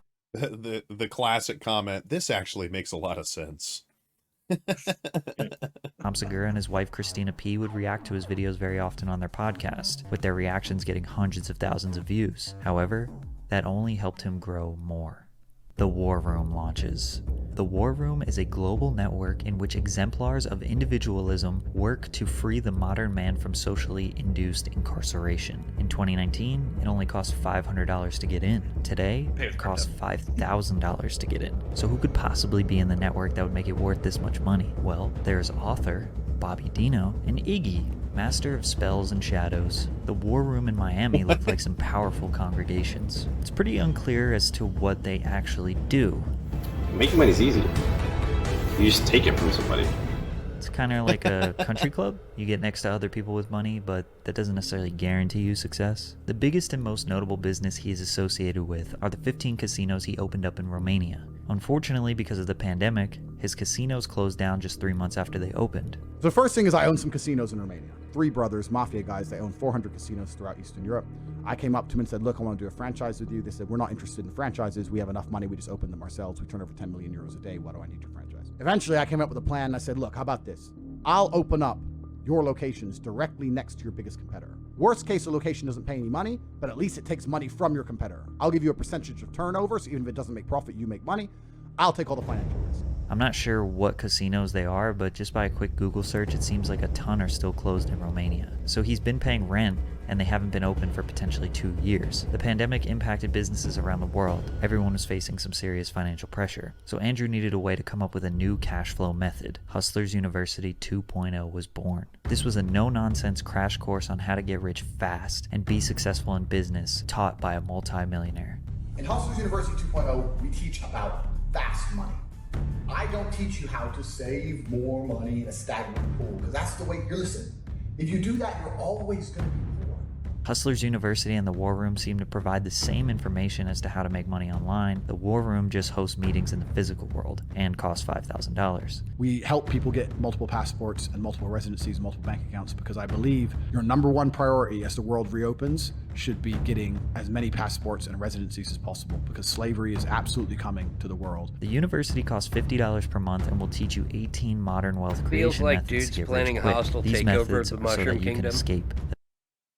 Yeah, I mean, he keeps talking about how apparently the whole world is the Matrix, and it's like the whole red pill, blue pill kind of thing, where you're always taking your red pills and that. But I'm just saying, he is essentially creating his own matrix. And I think this guy in this video mentions that, where he's dragging other people into just his own manipulation. And I'm not saying there's not manipulation within society. I mean, society honestly wouldn't even work in many regards if there wasn't like some form of manipulation, some being, better than others. But he's just also manipulating people into like a completely separate matrix. And, it's just generally very toxic and not good. We've got just a... Can we just euthanize this guy? We could only hope. The Matrix. So any form of oppression no longer applies to me. I can't be canceled. My finances are secure. I've escaped the Matrix. And when I talk about the Matrix, it primarily applies to men because men are the backbone of the slave force. In order to affect... So essentially he goes over and creates this Hustlers University, and then it's essentially just a big old MLM. We're going to skip forward a little bit just in the interest of time. But ever built. This course was all built on the idea of getting rich like him, and he was rich before, but $300,000 per month and $5 million per month are way different levels. Now he is filthy rich. So am I suggesting he made millions off podcast appearances? Well, not exactly, but he did make a very key change in his approach that changed everything. He instructed the members of the War Room to blow him up on social media. This is how. He went on as many podcasts and talk shows as he possibly could. While he was there, he performed. He told his members to clip as many segments as they could, edit them up a little bit, make an Andrew Tate page on TikTok, YouTube, or whatever social media, and post the clips as if it was him posting. The clips constantly went viral because of how polarizing he is. Andrew has an official YouTube and official Instagram. Not even a Twitter anymore. Some students have TikTok accounts with hundreds of thousands of followers from simply clipping his podcast appearances. In their bio of their pages, they will have an affiliate link to the Hustlers University course. If someone signs up through their link, they get 10% of the first month sign-up fee, which is $5. So thousands of students are reposting his content, getting hundreds of thousands of followers, millions of views, absolutely flooding every algorithm on every social media with videos of him, making him insanely famous. Then when they get that attention, they use it to promote his course, in which they make $5 one time. Why are they showing that young kid there? Dude signed up for Hustler University. Come on now. He makes $45. That's a kid that looks like he's like, I'm gonna be a hustler. Right. I'm gonna hustle, Mom. I need $5. Right. Then $50 a month every month after. Literally all these people are grinding for him for maybe a $5 sign up. And if nobody signs up, Andrew still benefits because his fame and relevance is skyrocketing. But like I said before, 110,000 signups, $5 million per month. His plan is working exactly the way he wanted it to. And you're existing inside of a system which is deliberately rigged to make the rich richer and for the poor to stay poor. Yeah. The average amount of money the person makes in their first month is only $300. Doesn't matter. It costs you $50 to join. After 3 months, $150 commitment, the average amount of money created by each individual is over $1,800. So his modern making money fast techniques lead to an average of $300 in the first month, a whopping $250 profit in 30 days. That's $8 per day or $1 per hour. And after 3 months, you'll average $1,800. That's $1,650 profit, jump up to $18 per day or $2.25 per hour. You can't just save money to stagnant pool. You need to learn how to get fast money. First month is only $300. And buy the right things quickly. First month is only $300. So you can buy more. So according to his averages, working at McDonald's is a 7 or 8 times faster money-making method than his course. If you try to do any research on what the course entails, it's all videos of other people who are saying positive things about the course so that you will sign up using their affiliate link and they get paid. So we don't really know how valuable the information is inside the course. He was arrested. On April 11th, 2022, the Romanian police responded to an alleged kidnapping that 2 women were being held against their will in Andrew Tate's house and being forced into sex. One of those women was American. The police were alerted by officials of the US Embassy in Romania. The brothers were arrested, the house was searched, but nothing really happened and they were released. The report says that there is an ongoing investigation looking into a potential human trafficking case with these men. The Tate brothers said that the American girl's boyfriend got jealous that she was at their mansion, and he called the cops lying, saying that she was held against her will. I get about 50 to 100 DMs on Instagram a day from women. Yeah, please kidnap me. Hot women. Please. Will you kidnap me? Smiley face. Tate fans say, well, if they were actually doing I don't really believe that, but those crimes, then they would be in jail. Whereas other people point out that a human trafficking investigation could take many, many years to conduct. Some people think he's guilty because of his suspicious ways of recruiting women to work for his cam business, on top of Tate's convenient reasons why he wants to live in Romania. So Romania is absolutely corrupt. It's a corruption that everyone can participate in. To say, no, fuck this. But I like the idea of being able to just say to do what I want. Laws don't really apply to you. If they made a law in the UK I was unhappy with, I'd just leave. And if they made a law in Romania where I live I'm unhappy with, I would just leave. One thing that Andrew Tate is not is dumb. He knows how to sell the dream. He knows how to say things that people want to share. I'm going to have to disagree with Absolutely. And there's a lot of truth in his statements. I was gonna say He's that had too. Very constant debatable. viral videos talking about how governments manipulate and control people, how they put lies into citizens' heads and create false realities. So he's just kind of going into the conclusion here, but we're going to actually find out how dumb Andrew Tate is. Mr. Hassan Piker went onto a live stream with Mr. Tate, and we're just going to see how it went. Andrew, I've seen some of your work as you're doing the rounds All on right. Twitch here, and a lot of the things that you said that you've been called out on, specifically in regards to like women driving, as a matter of fact, We're gonna start doing are our just live stream generally shirtless too, untrue. or- There's no empirical evidence to back up Might those as well. claims, which is why you resort to anecdotes quite frequently and say things like, "Oh, well, it's just common sense, right?" But it's not technically common sense. It's just your That's personal fine. opinion. Completely. It's my personal opinion based on my personal biases of my life experience. Now, Yeah. when I say these, yeah, exactly. And when I say these things, X amount of people agree with me and X amount of people disagree with me. That's fine, and that's the same of nearly any statement in the world. Okay, I but can say if- I can say the world is round, and there'll be a percentage of people who disagree with me. That's totally and utterly fine. I come on here and talk about my own personal experiences, and my experiences men are better drivers than women. I'm not saying there's no good female drivers. I'm not saying a female can't. No, move no, a no, car. no. I'm You're not- misunderstanding what I'm saying. There is a truth, and then there is your own personal experiences backed no, by there's no- anecdotes, right? Why does- Or because your the own truth- personal opinion backed by anecdotes from your own personal experiences. Now, your own personal experiences are oftentimes going to be incorrect and not close to the reality. That's why there's an entire field of statistical analysis. That's why we do empirical. That's why we rely on empirical evidence when we're making decisions. Why? Because we all carry a bunch of personal biases. And when we analyze situations, we do not have enough scope to grasp the entirety of the situation. We cannot comprehend it with our human brains. Bro, listen, I Which can is comprehend why, it. when it comes to women driving, it's a funny point because the truth is different. The truth is the exact opposite. No, listen. First things first. There's lies, there's damn lies, and there's statistics. I'm sure you've heard that from Mark Twain. That's the first thing. The second thing is that you're deriving.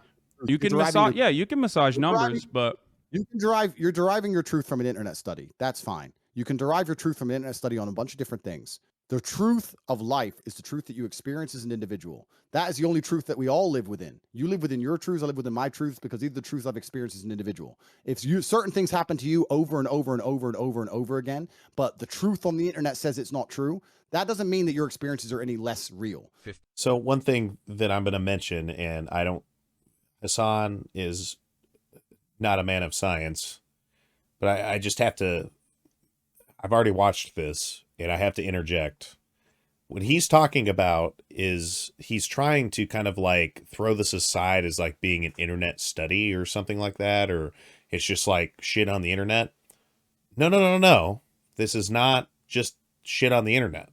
This is like literally decades upon decades upon decades of data that has been collected from car crashes, and that data being separated out between men and women. And this is by insurance companies who have a vested interest in finding out whether men or women are, safer or not safer at driving. This is not something where he can like try to throw this whole bias card in there, or it's just bullshit on the internet. This is a scientific study. This is like a lot of money went into this. A lot of vested interest goes into this. It's not just shit on the internet. He's trying to deflect this because he's a fucking idiot. And he obviously sees that he is completely fucked on this. And he's just using his own personal bias. But that's the whole point of science. That's the whole point of doing studies and, getting like empirical data. It's bullshit. The guy is just literally BSing. And notice the people that are on the top there. Those dudes don't look a day over 21. And in fact, the one on the right looks like he might still be under the age of 20.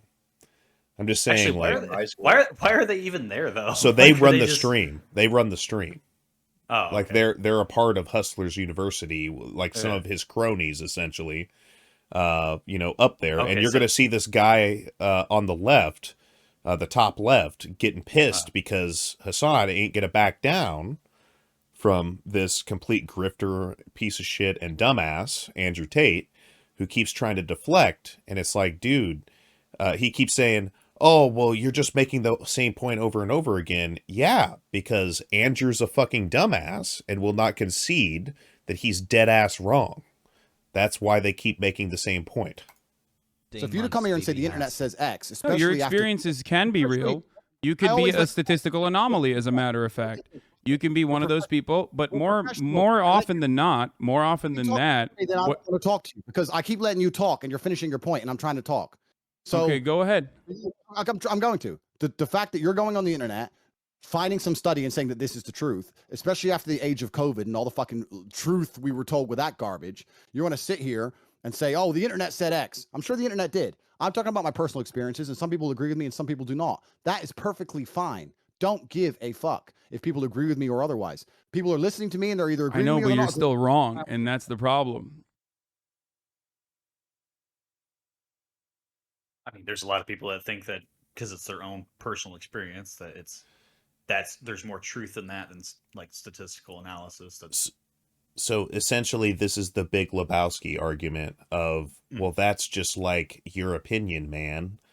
And it's like, well, you are in fact sharing your opinion. In this case, your opinion is in fact wrong because we have data that shows that your opinion is wrong. You're still welcome to have that opinion, but it's wrong. That's the whole point. Yeah. Well, I mean, I don't know Jason. if any of y'all remember the cartoon Two Stupid Dogs. No. But isn't that cute? But it's wrong! Disagree with you. Do you want to be right, or do you want to keep speaking into a hug box where people agree with you? And Prove to then, me I'm wrong.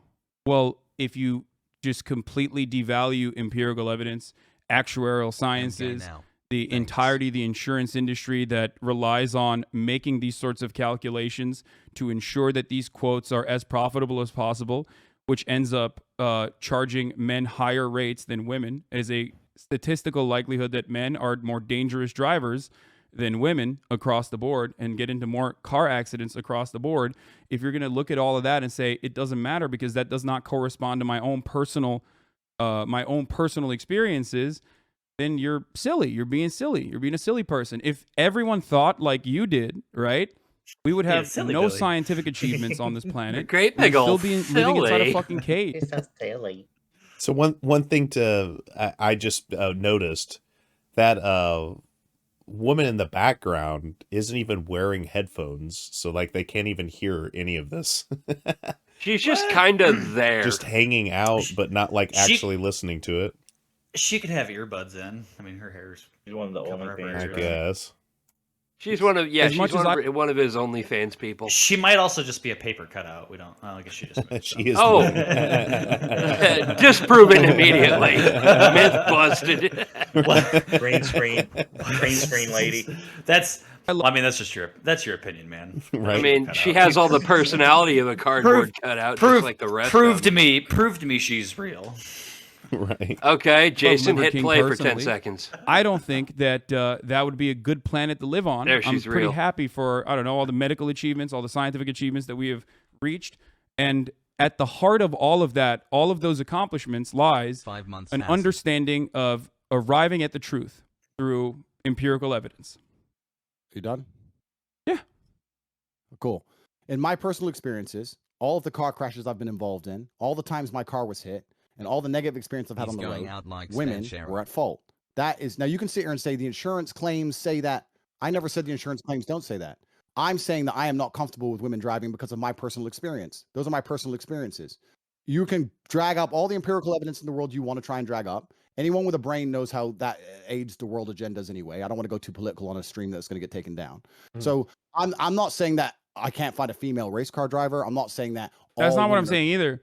I'm not talking about like statistical anomalies. I'm straight up talking about the overwhelming amount of evidence that suggests that women are more careful drivers than men. Okay? And therefore better drivers than men. You keep resorting back to your personal anecdotes. So let me walk you through this, right?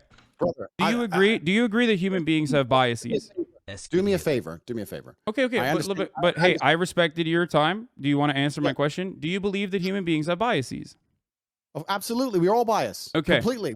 Do you think that those biases might cloud your judgment? Biases. It's not about clouding judgment. Not just your personal not just your own personal judgment. Do you think our biases might cloud our personal judgment? I think every single person on earth is biased and lives within a biased Absolutely. reality. That's absolutely true. If you agree with me on both of those accounts, you understand that your anecdotes, your own personal accumulation of information is going to be clouded by your own personal biases. So you're not going to be able to assess the information adequately in the same way that empirical evidence would. This is precisely why we look at data rather than make arguments around our... Wait, let me finish. Come on. I understand what you're saying. This is precisely why we do that. We've went over the same point like 5 times here. Everyone's saying kick you. You're long-winded the point. You're saying that the empirical evidence is saying X, so it doesn't matter what my personal experience is. That's fine. My point is, let me change it. Let's say that the empirical evidence says that a pit bull is more likely to bite you than a Dalmatian. But in your life experience, every time you went near a Dalmatian, it bit you, and a pit bull never did. Are you going to go up to a Dalmatian still completely and go, oh, it's fine, completely unbiased because the empirical evidence says X when you're covered in scars? No. You're going to say, Dalmatians bite me for some reason, and I'm not comfortable around Dalmatians. That's called human nature. Okay. So I'm telling you my personal experiences, and I don't care. Dalmatians I understand your point. Aggressive? Empirical evidence. Oh, yeah, they are. So, pretty bad example, just saying. It says X. Women in this country can do X. I completely get that. For secondly, it's also country by country. Pat, We even talk a about flavored America, 'cause you're cigarillo. American, you don't see outside of the world. That's fine. I'm Turkish, actually. I grew up in Turkey. That's not the point. That's not the point I'm making. The point I'm making is I'm uncomfortable with a woman driving. And if you actually ask most women, if it gets late at night or it starts getting dark or it starts raining heavily or the parking gets difficult, they usually ask the man to drive themselves. I know many women who do that. They're not offended by my assumption. I know loads of women who go, oh, I don't want to park. You park it. Loads. There's not a bad thing about it. Who gives a shit, right? It's not even a big deal. You've come on here deciding you really want to stick up for the chicks and maybe, you know, one of them will drive over to your house. It's cool. We've got better things I don't to think talk about. look, let's be real. I don't think I need to be a male feminist to be able to attract women, okay? However, having said that, that was a funny implication. Having said that, you are failing to recognize what I am trying to say. I walked you through these steps slowly but surely. The thing is, the Dalmatian example that you gave is great because you are creating now a hypothetical scenario in which you want your opponent to concede. I can do the exact same thing and say, well, in my personal experience, Dalmatians never bite, or pit bulls never bite, whichever one you thought was the more aggressive breed, right? In my personal experience, what if in a million times that I have bred pit bulls or been around pit bulls, not a single one of them has ever been aggressive? We will never be able to arrive at a meaningful solution or a resolution to this conversation. That guy just sniffed if his we're pit. both operating on personal He's anecdotes. doing it again. He's just over there sniffing his Somebody's pit. nose. And hypotheticals. And he's That is not covering how his you nose. can What the conduct fuck? an appropriate debate. Good. So now you're saying the thing I just said. I have my own biases, my personal experiences, and I say them. Some people disagree and some people agree, and I don't care. You now come along. But you're still wrong, though, because I'm not operating on biases when I talk about women driving. I'm talking about the empirical evidence. I might have personally thought women are worse at driving than men as well. But once you arrive at, once you look at the evidence and you realize that said evidence suggests something else, you're probably not going to continue believing the prior thing that you believed, right? We went over the same point like 5 times, and I think we're just. I know, but it's just weird because I can't I can't break through Andrew's. I understand your point. You're saying that even if I thought we're losing the girl. No, exactly. I want to talk to her. He's saying even if I thought women were worse drivers, I've seen the empirical evidence, and I'm so smart that I ignore my own eyes and ears and believe what the internet tells me. That's what he's coming along. That's not what I'm asking you to do, my friend. That was kind of a simp move there, I think, where he's like, "Uh-oh, we're losing the girl." Are you here to discuss the issue at hand, or are you here to just say bullshit that's going to entertain somebody? Like, I'm just saying, if they're not entertained by how just completely stupid this Andrew Tate is, then maybe you're just kind of not into the conversation. Whatever, bro.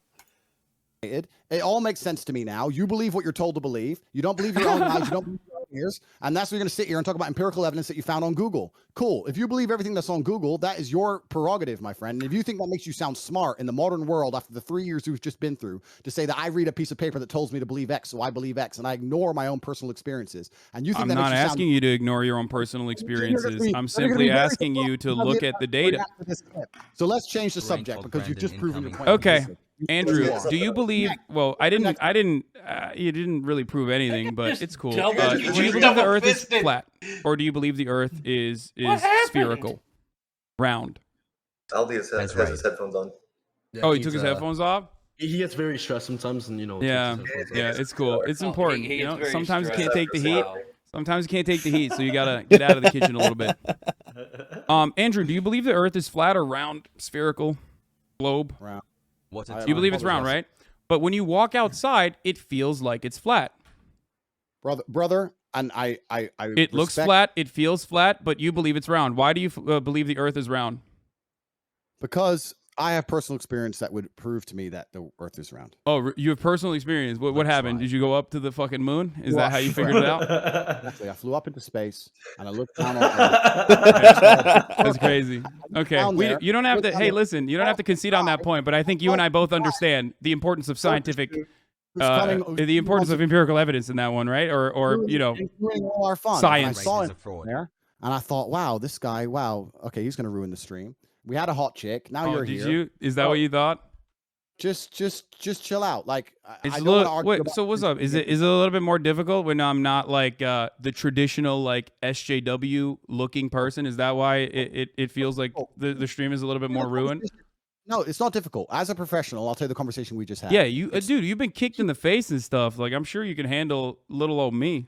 Exactly. So I'll tell you as a professional the conversation we just had. I said I am biased and I don't believe women can drive. That's my personal experience. I don't care if anyone agrees. You came along and said, don't interrupt me. You came along and said, no, that's not true because of the evidence. I came and said, I don't care about the evidence, my personal experience. You said, I also have personal experiences and we're all biased. I agreed. Then you said, even if I had personal experiences that said X, I would ignore them because the internet told me to believe Y. I believe what I am told. That's not what I said. I said that regardless of my own personal biases that I might have, evidence is still more important than my personal biases. When you guys are both talking at once, and it's boring, and you've lost, and it's boring. So let's just move on to the next subject. Is that what happens? You just say I'm boring and I lost, and then you win? Is that what it is? Do a poll in the chat. And if you won, then we'll continue to talk it. But I'm sure you've lost, and it's boring. And it's do you want me to leave the conversation that desperately, Andrew? It seems like you're running away a little bit. Oh, we're just going in a never-ending circle. Like, we can move on from that. We can move on from the importance of science. And Andrew's personal biases. Andrew, can you tell me? Okay, so then essentially after this, he tries to get him to talk about Hustlers University, which he just continuously keeps saying, well, you can pay $50 on the website. But let's, yeah. That was certainly interesting. What do you guys think? Entertain a good influence or complete hack?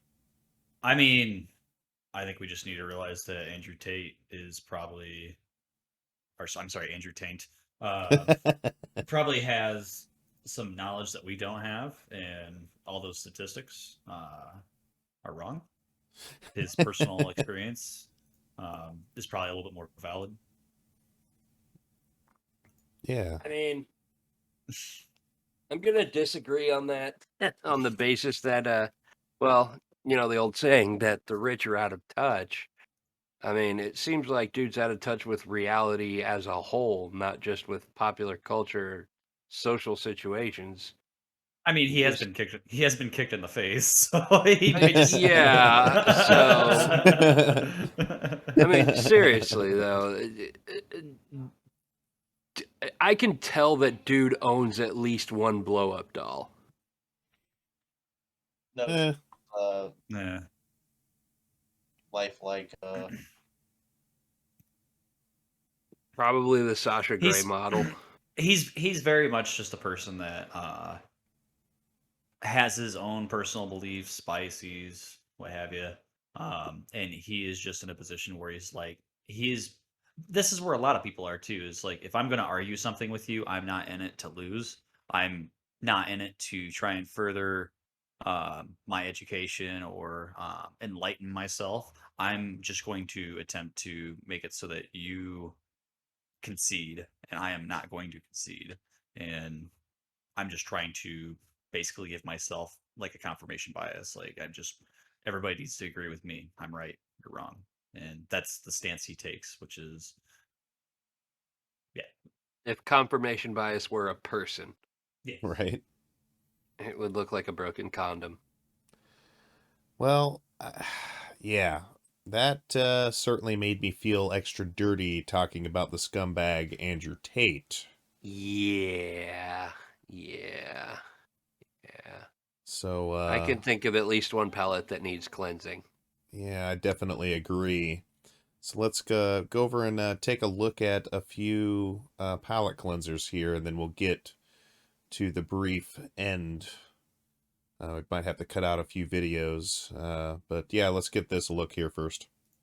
Here's a dog. Here's another dog. Oh my god, it's another dog. Cute! I like dogs. Here's a big dog.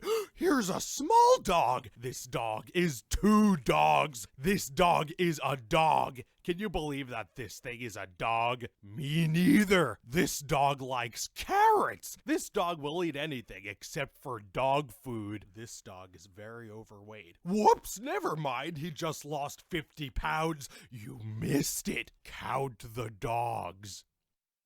This dog has some bones. This dog is some bones. This dog is cute. You should pet him. This dog is cute too. Don't pet him though. He's doing his job. This dog loves everyone. This dog is very old. Cute! This dog is a cat. He's a great dog. Dog facts. Did you know that dogs are cute? Did you also know that they're friendly? I bet you also didn't know that they're great companions. This dog is Buddy. I love him. Hey, Buddy, where you been? The ocean? That's great. Here's another dog. Here's another dog. Another dog for you. Dog, dog, dog. I'm really glad that dogs exist. Well, there you go.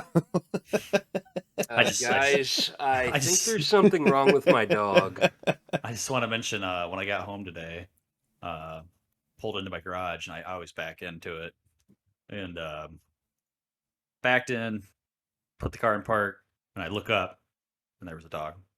A dog. And I have no idea where this dog came from. And I got out of the car, and it was like a German Shepherd mix or something like that, and like pretty good sized dog too. And usually, like, I don't know, I've got a pretty large dog, and I'm usually not scared of dogs. But when I got out, I was like, all right, hopefully this dog actually is friendly, because this dog looks like he could fuck me. So I went up and petted it, but and then tried to figure out. I've had a similar experience. I don't know where the dog recently. like lived, but I think he's my neighbor's dog or something. Or I think it might have been a sheep, but anyways, dogs. I actually do have a neighbor's dog here. His name's Gordo. He's a pit, and extremely friendly. And I think a week or so ago, I got out of my car after getting home a little late one night. It was a little dark. I couldn't see anything. I hear some clicking behind me. I turn around and suddenly he's right there, like right at me. And I almost shat myself, like genuinely, because I was not expecting giant dog. And but he's just so friendly and so lovable that I wasn't mad. So, Do you like dags?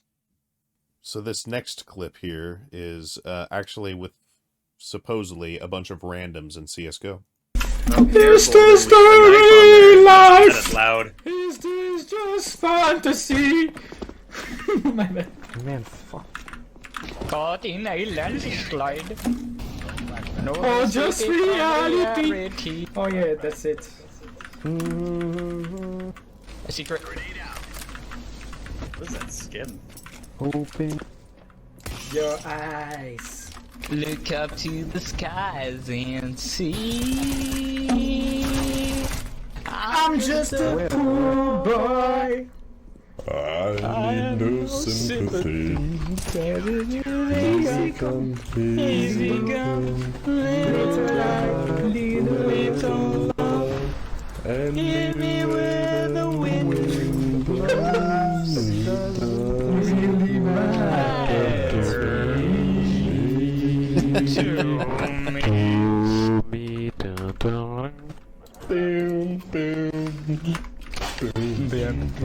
Mama, Just killed a man. Put his cock against his head. Stroked his chin and now he's dead. This physically hurts me. Physically hurts you. Yes. I'm never getting this time back. It's not even about the time lost. It's the fact that I actually can appreciate good music and, yeah, no. Well, here's a wholesome Butchering one. a classic song. Of course. Alright, would you be able to call one of your friends right now and tell them that you love them? Listen, bro, I know this is mad random, but yeah, I just wanted to tell you I love you, innit? Been there through me for, like, get me on my darkest times and that, so... He just responds, it's random, but yeah, I love gay, you, bro. and then hangs up. Come on, bro, man. You know what we do for each other, no one can match, man, but have you had anything to drink? Are you... Nah. Have you had anything to drink? But yeah, bro. Come on, bro, you know, man, it's unmatchable, bro. You know it, man. Love you too, man. I love you, bro. Take it easy, yeah? That's my boy, Levy. Yeah, had my back through thick and thin. Yeah, he's just... in my lowest of moments, he's been there, shoulder to cry on. I think as I'm getting older now, my brothers mean a lot more to me than anything that I could ever imagine. You know, they're a priority in my life for sure. So, yeah, no, I love all of them, and yeah, I just thank God for every single one of them still. Mike, what's the analysis on the accent there?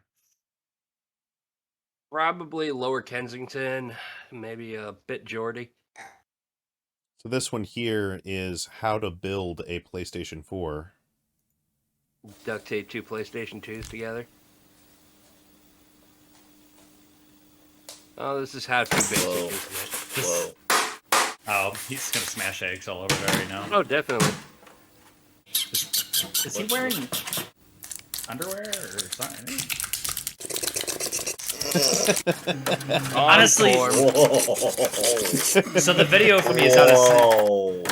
The video is out of sync for me, so this is kind of uncomfortable. All I can hear is like the noises. Oh, yeah. It's out of sync for me too, but that actually just kind of adds to it.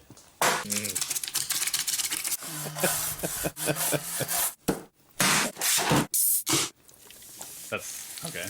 Oh my. I'm gonna get hallmarks of a how to basic video. I'm gonna guess that this Xbox does not work. I mean, not the chocolate milk. Not the chocolate milk. Not the peaches. Peaches. We're making cobbler, guys. Have you guys so William Osmond does there's the egg. William Osmond does like a egg drop video pretty often. And he had the How to Basic guy on there, and that was a pretty interesting video. Just gonna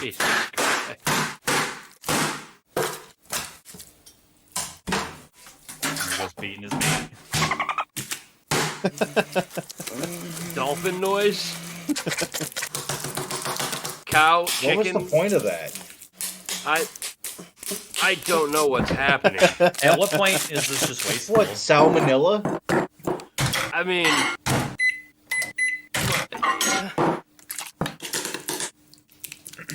legit. Spending on these groceries. Good question, but hell no! Come on. Not the pepperoni. At what point does this become a PS4, by the way? I don't know, but god damn, this is... I'm very confused by all of it. I knew what the channel was going into it, and somehow I'm still utterly and completely confused. Oh, there it is. Okay. Christ. Well, there you have what it. I didn't.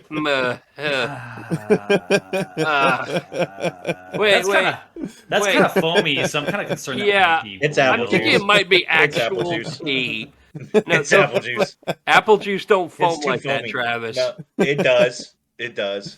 I have seen. I have I had know some from very experience. foamy peas myself, to the point where it looked like beer. Oh, man. I don't know, Almond.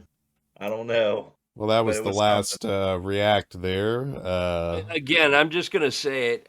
Going into the video, I knew what to expect, and yet I was still completely surprised. That did not cleanse my palate. That made it feel dirty. Well, I feel as though my palate was kind of cleaned until that last video, but show must go on.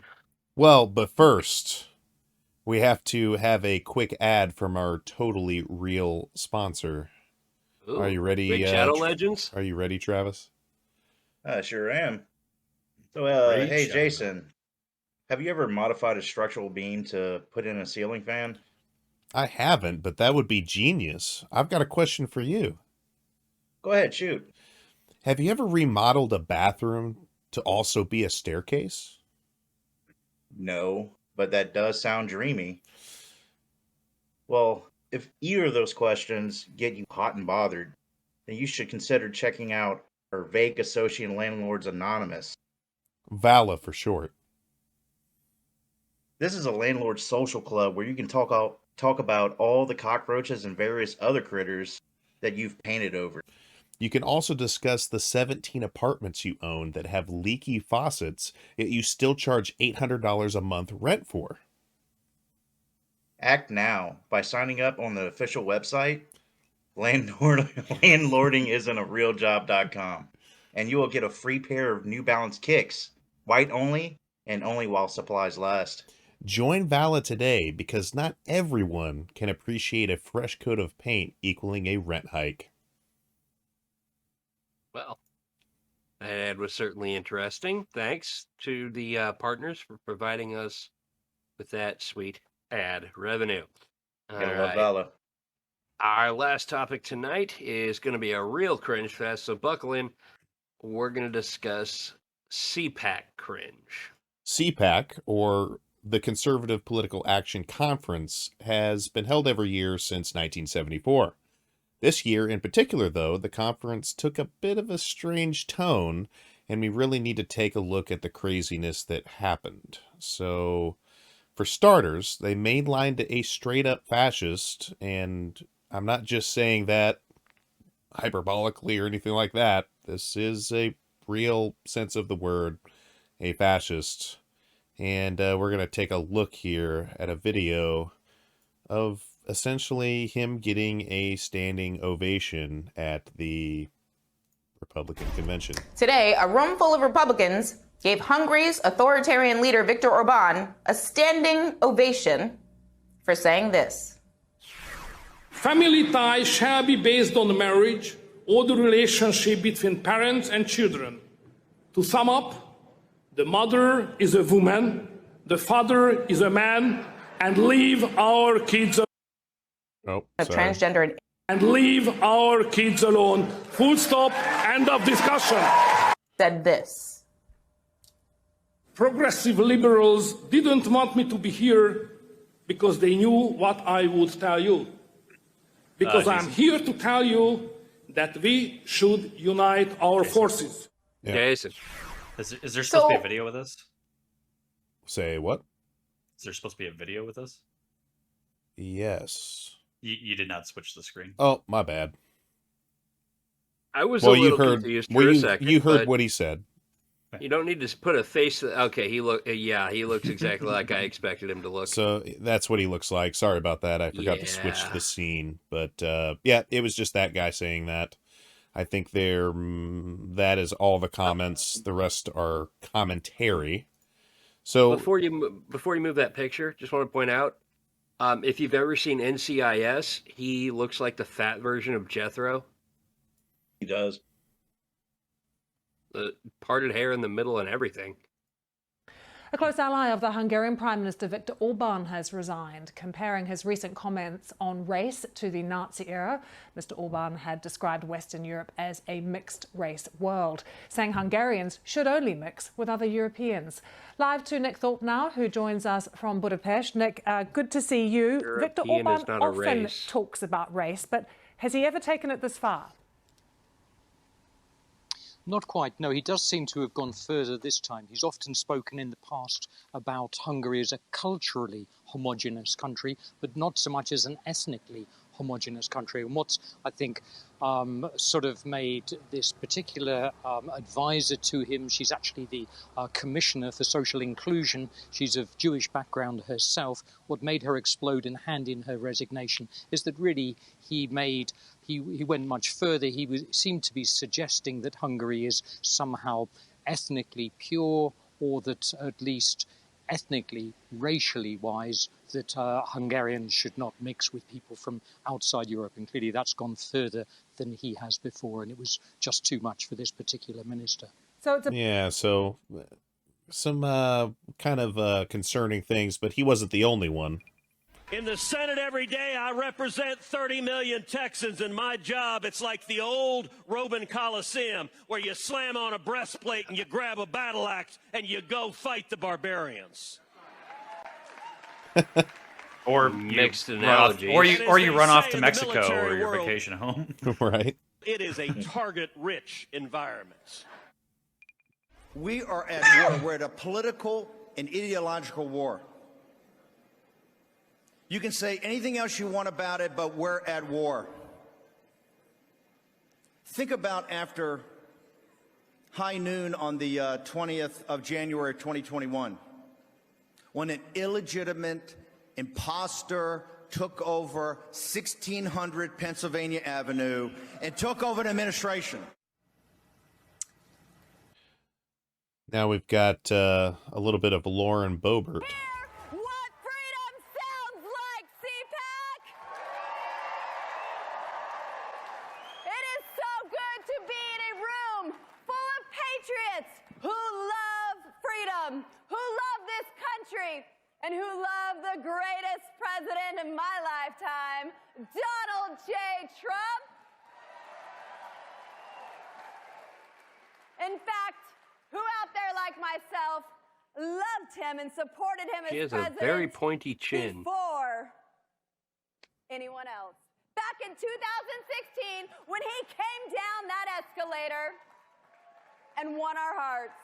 So just to kind of point out the just very forward-thinking nature of Representative Boebert, right before she ran for office, she had just received her GED.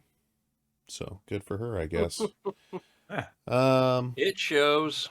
And another thing, her talking about that escalator thing reminds me that The Simpsons totally called it, by the way. It's almost scary how close like his announcement was to that Simpsons episode where they show him running for president, because they're both coming down an escalator.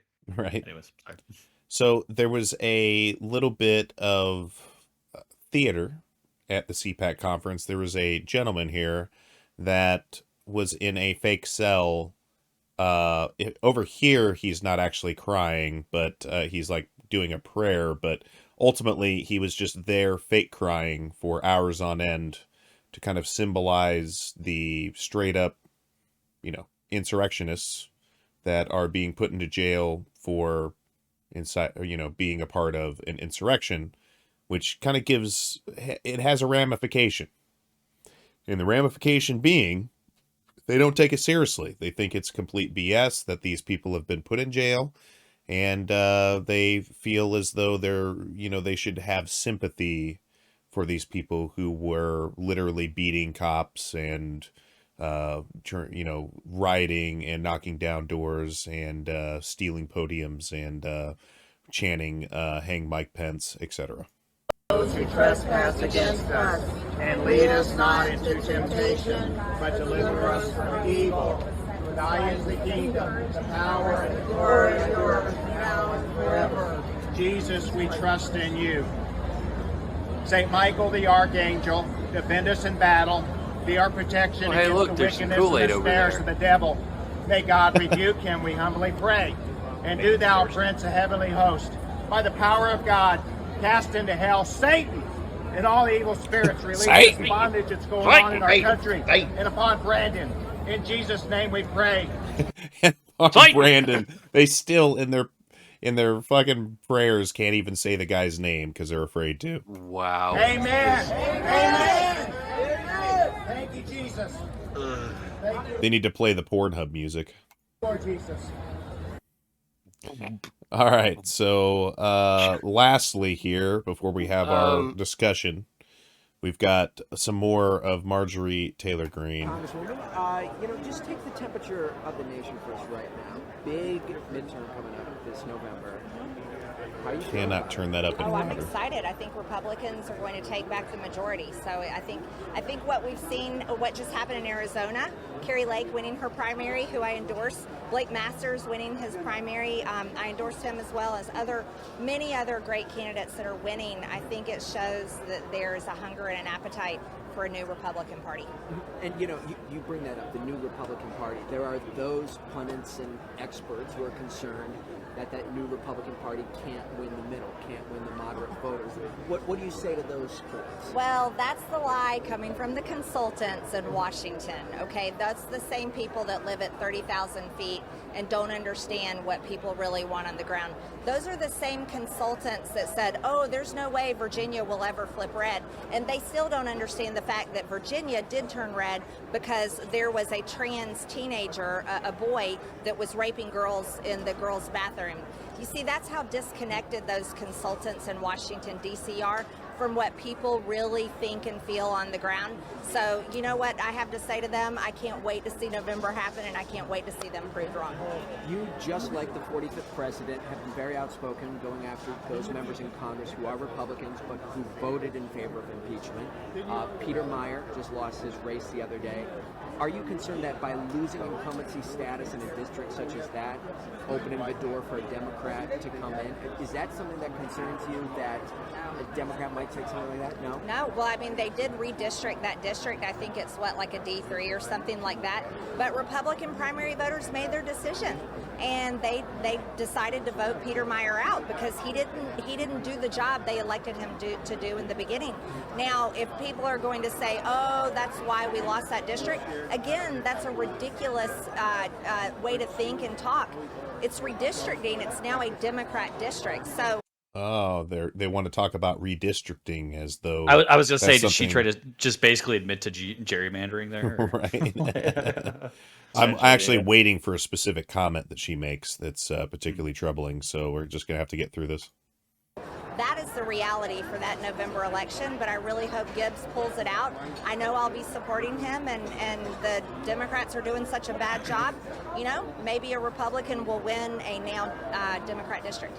And you look at all of the issues that are out there heading into November. What are the ones that stand out to you that Republicans need to continue to hammer in order to take back the House? Well, I think we have a pretty good agenda going. I mean, we know we want to make America energy independent again. It's so easy to do. We know we want to make a strong economy and work on inflation. That's also easy to do. We want to support prosecution of criminals and support law enforcement. We got to clean up our streets because crime is out of control. And then the border, my goodness, it's like this is not complicated. We need to secure our border. But I'll tell you, there's some issues that I want to want to see Republicans get stronger on, because I know they're important to Republican voters, and that is being the party that actually protects children.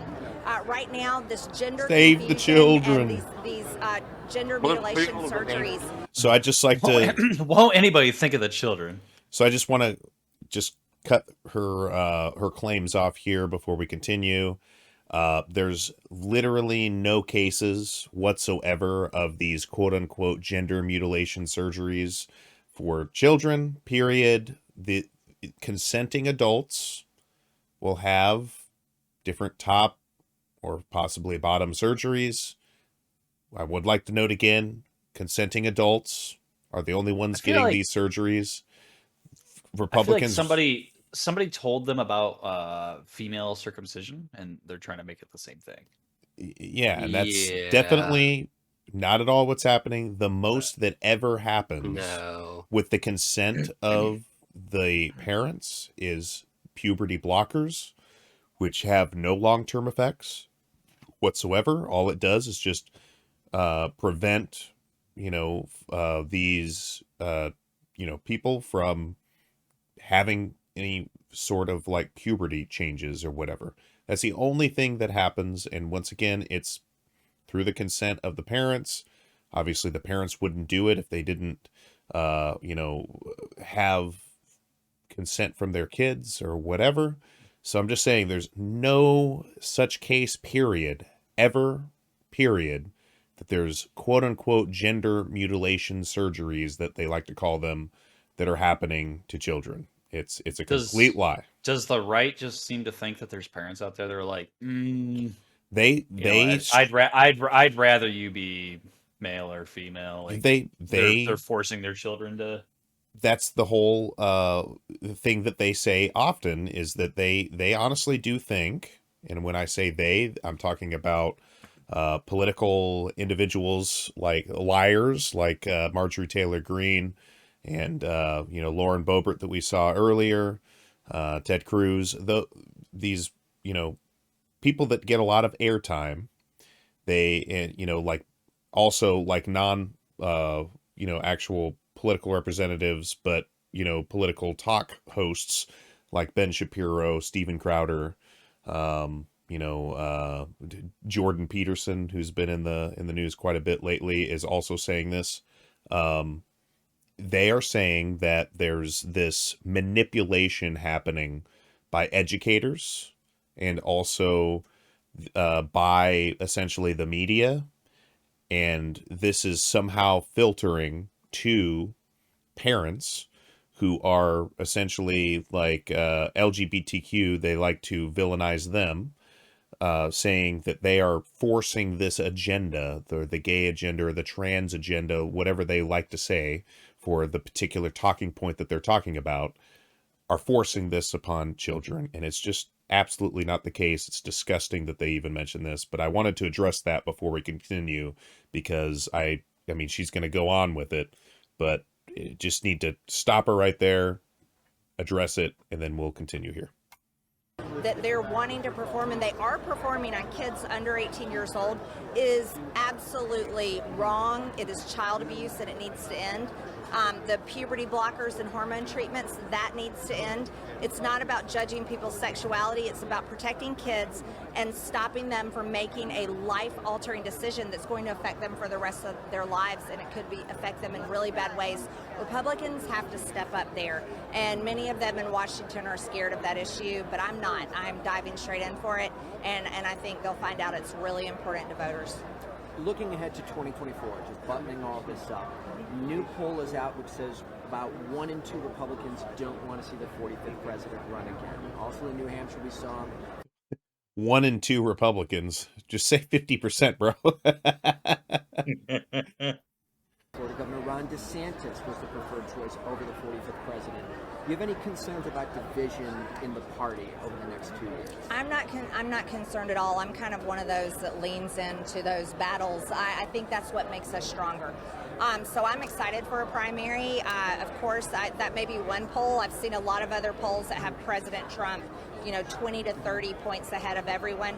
I think Governor DeSantis is amazing in Florida. I think he has a huge future ahead, but I'll tell you right now, I am all in for President Trump. I loved his first 4 years. I think he won the second time, and I think he's the fighter we need to get in there and do some knockout punches for another 4 years. I feel like there's a lot of like fake stats that they fucking throw out there too. Like, oh, I see him 20, 30 points higher. Like, where is that based on? Like, I feel like they just say that to like give the impression that they're winning, right, and try to sway people who are maybe undecided. Yeah. Like, oh, I don't want to vote for the guy that's going to lose. Well, I think we've seen enough of what's going on at CPAC, so let's just open the floor for some discussion. What does everybody think about the current Republican Party? I think every stage show at that has the same vibe as that school assembly that we all experienced, where they had a group of very uncool people come out and tell you how bad smoking is. So this is something I'm kind of curious about. What happens if we get to the point where, okay, Trump becomes the nominee for the Republican Party? I'm pretty sure that Biden's not going to run for another term. There's going to have to be another Democratic nominee. And somehow in the middle of Trump's campaign, he is finally like taken to court, or like basically put in a position where he can't run anymore. Like, are they just able to swap him out with somebody else? Like, yeah, I'm not sure about that. That's, I think, why there's, DeSantis is running. yeah, I would almost love to see Trump run again, just for him to lose again, personally. But yeah, especially, I don't know who the potential Democratic nominee is that would replace Biden if Biden doesn't run again. Which I think that's, he even said when he ran, like, he's not doing 2 terms, right? Like, I'm not sure. Like he'd survive a second term anyway. He's pretty old. I'm not a old that he had. Yeah, I saw that. I'm not a big Biden fan, but I also think that I hate saying this, but like, he's the lesser of 2 evils, and it would just be, it'd be kind of funny to see like Trump run again, and then like him just get fucking steamrolled. Personally, in my opinion, like, they just waste their Republican nominee. But like, because I think there are still a lot of people, like, it comes back to the loud minority, or like basically the polar opposite of the silent majority, where I think most people aren't really Donald Trump fans. And I think that you have a lot of people that are just very vocal about their support for Trump. But for the most part, especially people that don't want to like voice their political opinion, they have no desire to vote for Trump. I've never voted for Trump. I voted for Hillary. And I feel like the entire basis for not voting for Hillary, that a lot of people who voted for Trump was they just thought she was a cunt. Yeah, basically. And there was nothing based on her actual political career or like her platform. It was just they didn't like her. They didn't like her personality, and for some reason they like somebody that's going to grab you by the pussy. So yeah, I'm told that feels really good. Yeah. So I just some final. I do want to mention. I think it's a little ironic that we're also called Squeeze the Box. Yeah. Anyways, so just some final comments here on the Republican Party. They are straight up not even dog whistling anymore. I mean, I think that whatever, the comments that MGT or MTG Marjorie Taylor Greene just made there were pretty mild. I've heard her make comments saying that she wants to be proud to be a Christian nationalist. that's straight up fascist rhetoric. I think that, I know for a fact that she's spoken at a straight up white supremacist conference before, proudly and openly. Proud white woman. And I'm just saying there's some very concerning fascist things that are happening at the Republican conventions. They seem to really try to rile people up. They're very reactionary. I would say they're even more reactionary than, the Democratic Party, which, I mean, I'm just saying, I agree with you there, Sloop, that essentially, yes, the Democratic Party certainly has its problems, plenty of problems. For one, I think that they're just cucks. Like they enjoy losing. They just are very weak on actually getting things done. They don't go aggressive enough. I don't think that there's any case that them continuously frontlining centrists is going to effectively answer this wave of fascism that we're seeing. Centrists really only play to the right because all they want to do is compromise, and the right is just going to continue allowing that compromise to happen because it ultimately in the long run is going to benefit them. I mean, we've already seen how Roe v. Wade, their rhetoric that's been going on for 40, 50 years is, how they overturned Roe v. Wade. They've, kept on with it. They've been consistent. We don't see that on the Democratic Party side. I think that we have a problem. A serious problem. They're frontlining dictators. Straight up fascist rhetoric, that they're speaking over at the CPAC conference. And unless we have people who are going to just straight up say and call a spade, call a fascist, more people to stand up and say, hey, we're not going to allow this anymore. And I'm even urging some Republicans. I in many regards, disagree with a lot of Republican talking points. I think that if you're Republican, very often you're just directly in opposition of progress.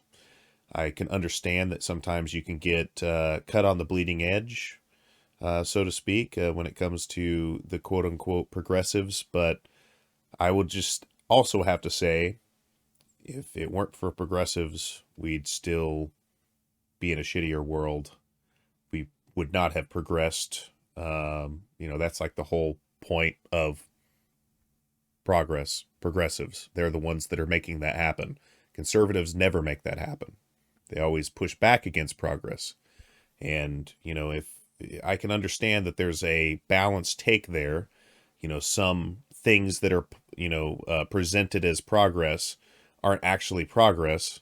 So, that's kind of like the point of some conservatives or having conservative ideals is to kind of push back on these things that are, posed as progress but aren't really progress. But in this case, they're just straight up fascists. They're not actually doing the true, balanced take there that, a traditional conservative would normally be doing. We aren't seeing a case of like fiscal conservatives anymore. The conservatives and the Republicans, they are the ones that are giving all of this money to straight up capitalists who are, just taking advantage of the workforce. They, very unabashedly brag about all of their profit margins when there's really no reason for them to be pushing so much of a profit margin. It's just case after case after case. And, I know I've been rambling here for a couple minutes here, but I just to wrap up, it's case after case after case that these people who are on the conservative or the Republican side of things, including a lot of these MAGA heads who are just straight up propagandists. They are being manipulated. They are slaves to the propaganda. They're slaves to the lie. They are pushing this continued narrative without taking like a look at how both sides are manipulating everybody. And ultimately, it's not going to be the people who believe in either side's propaganda that are going to actually fix the problem. And I mean, it's not even going to be like this Andrew Yang, who is now really kind of siding with the fascists and creating a conservative middle ground, or it's really more of kind of like a middle ground party that is going to once again, they're going to side once again with compromise, which equals conservatism.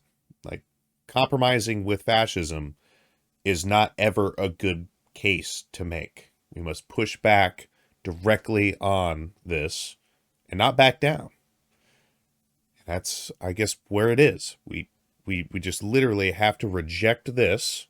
You're a straight up clown if you think that we should be Christian nationalists.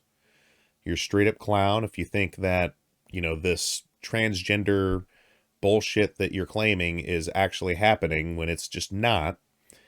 You're a straight up clown if you're not going to represent your constituents who are, you know, trans or gay or, you know, whatever, when it comes to, you know, those, you know, minority groups, just because it disagrees with your personal beliefs or whatever, those people's lifestyle. Those people still exist. They have a right to do that. And you persecuting them literally just makes you a bad person, and it brings the entire country down.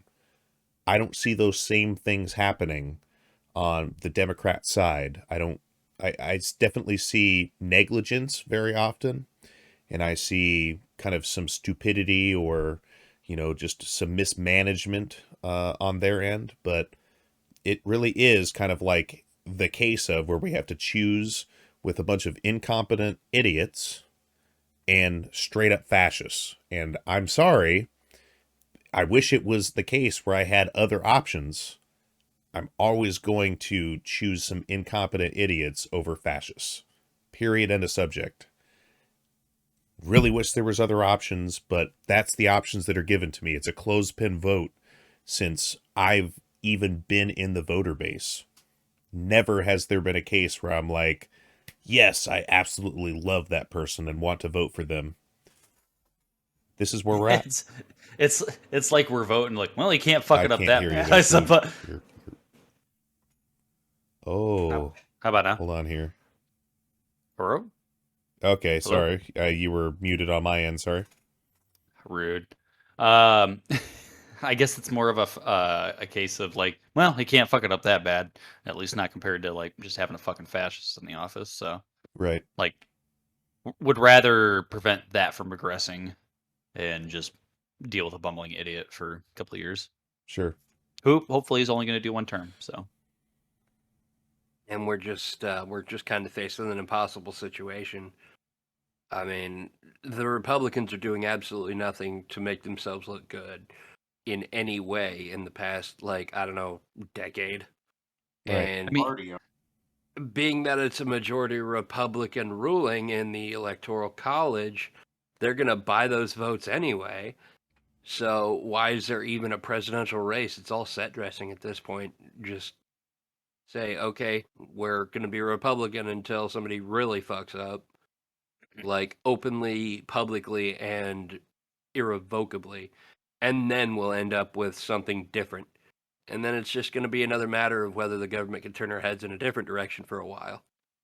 It's a very sad situation that we're in at this point. Right. Well, I'm going to go ahead and open it up for some final remarks. Shaloobs, you want to start us off? Yeah. So I can't remember if this happened last week or I think we might have missed it just because we were doing the gaming stream. But I actually really kind of want us all to take a moment to have some silence here.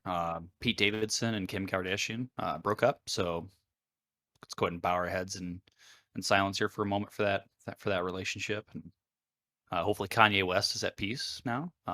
He can stop making death threats through music to Pete Davidson. All right, that's probably enough. That was fun. Yeah, I hear that Taylor Swift is already writing lyrics for the, the time when she For the eventual breakup that they have. Yeah. Yes. So, Travis, do you want to go? Some final comments? As far as like the Andrew Tate thing, the facts of him, or the alleged facts that majority of his casinos have closed down in Romania is false, by the way. He has roughly about 40 still open and still being profitable. And he's actually just using those to wash Money his money. laundering. Yeah. Yep. That's what I was kind of talking to Jason about earlier today, is that, or throughout the course of the week, is that, he's using a lot of these, avenues to really wash all his money from the illegal stuff. And if you think about it, that whole Wayfair ordeal with the kid trafficking thing, Yeah. through the furniture and stuff like that, I kind of think that he's actually a part of that too. Probably. Yeah, because if you're thinking about the time frame of him getting into the whole sex industry or sex work industry and that, and just one of the main operations of trafficking is in Romania. It's one of the main outlets. If you guys didn't know, yeah. So it's really not few far in between. So it would kind of make some type of sense that he's tied in. Well, it's only speculation and hypothesis, but still, it wouldn't surprise me. Yeah. All right, Mike, you got any final thoughts? Well, first of all, about that whole Romanian sex trafficking thing. In Romania, where Dracula takes place? Just saying. It actually is. So when I went to Afghanistan, we stopped in Romania when the airport or whatever, and all I remember about it was seeing a gift shop that was full of Dracula shit, and I also ordered a sandwich from a lady that I did not speak the same language as, and I have no idea how much I paid for that sandwich, but 900 million ruble, please. Either way, but yeah, these Republicans really need to watch their balls. Yes, they do. And they're Andrew Tates. Taints. Yeah. All right. Well, I'm going to switch to the audience real quick. If this is content that you like, please hit that like, subscribe, follow button. And as always, thanks for watching. We will catch you on the next one.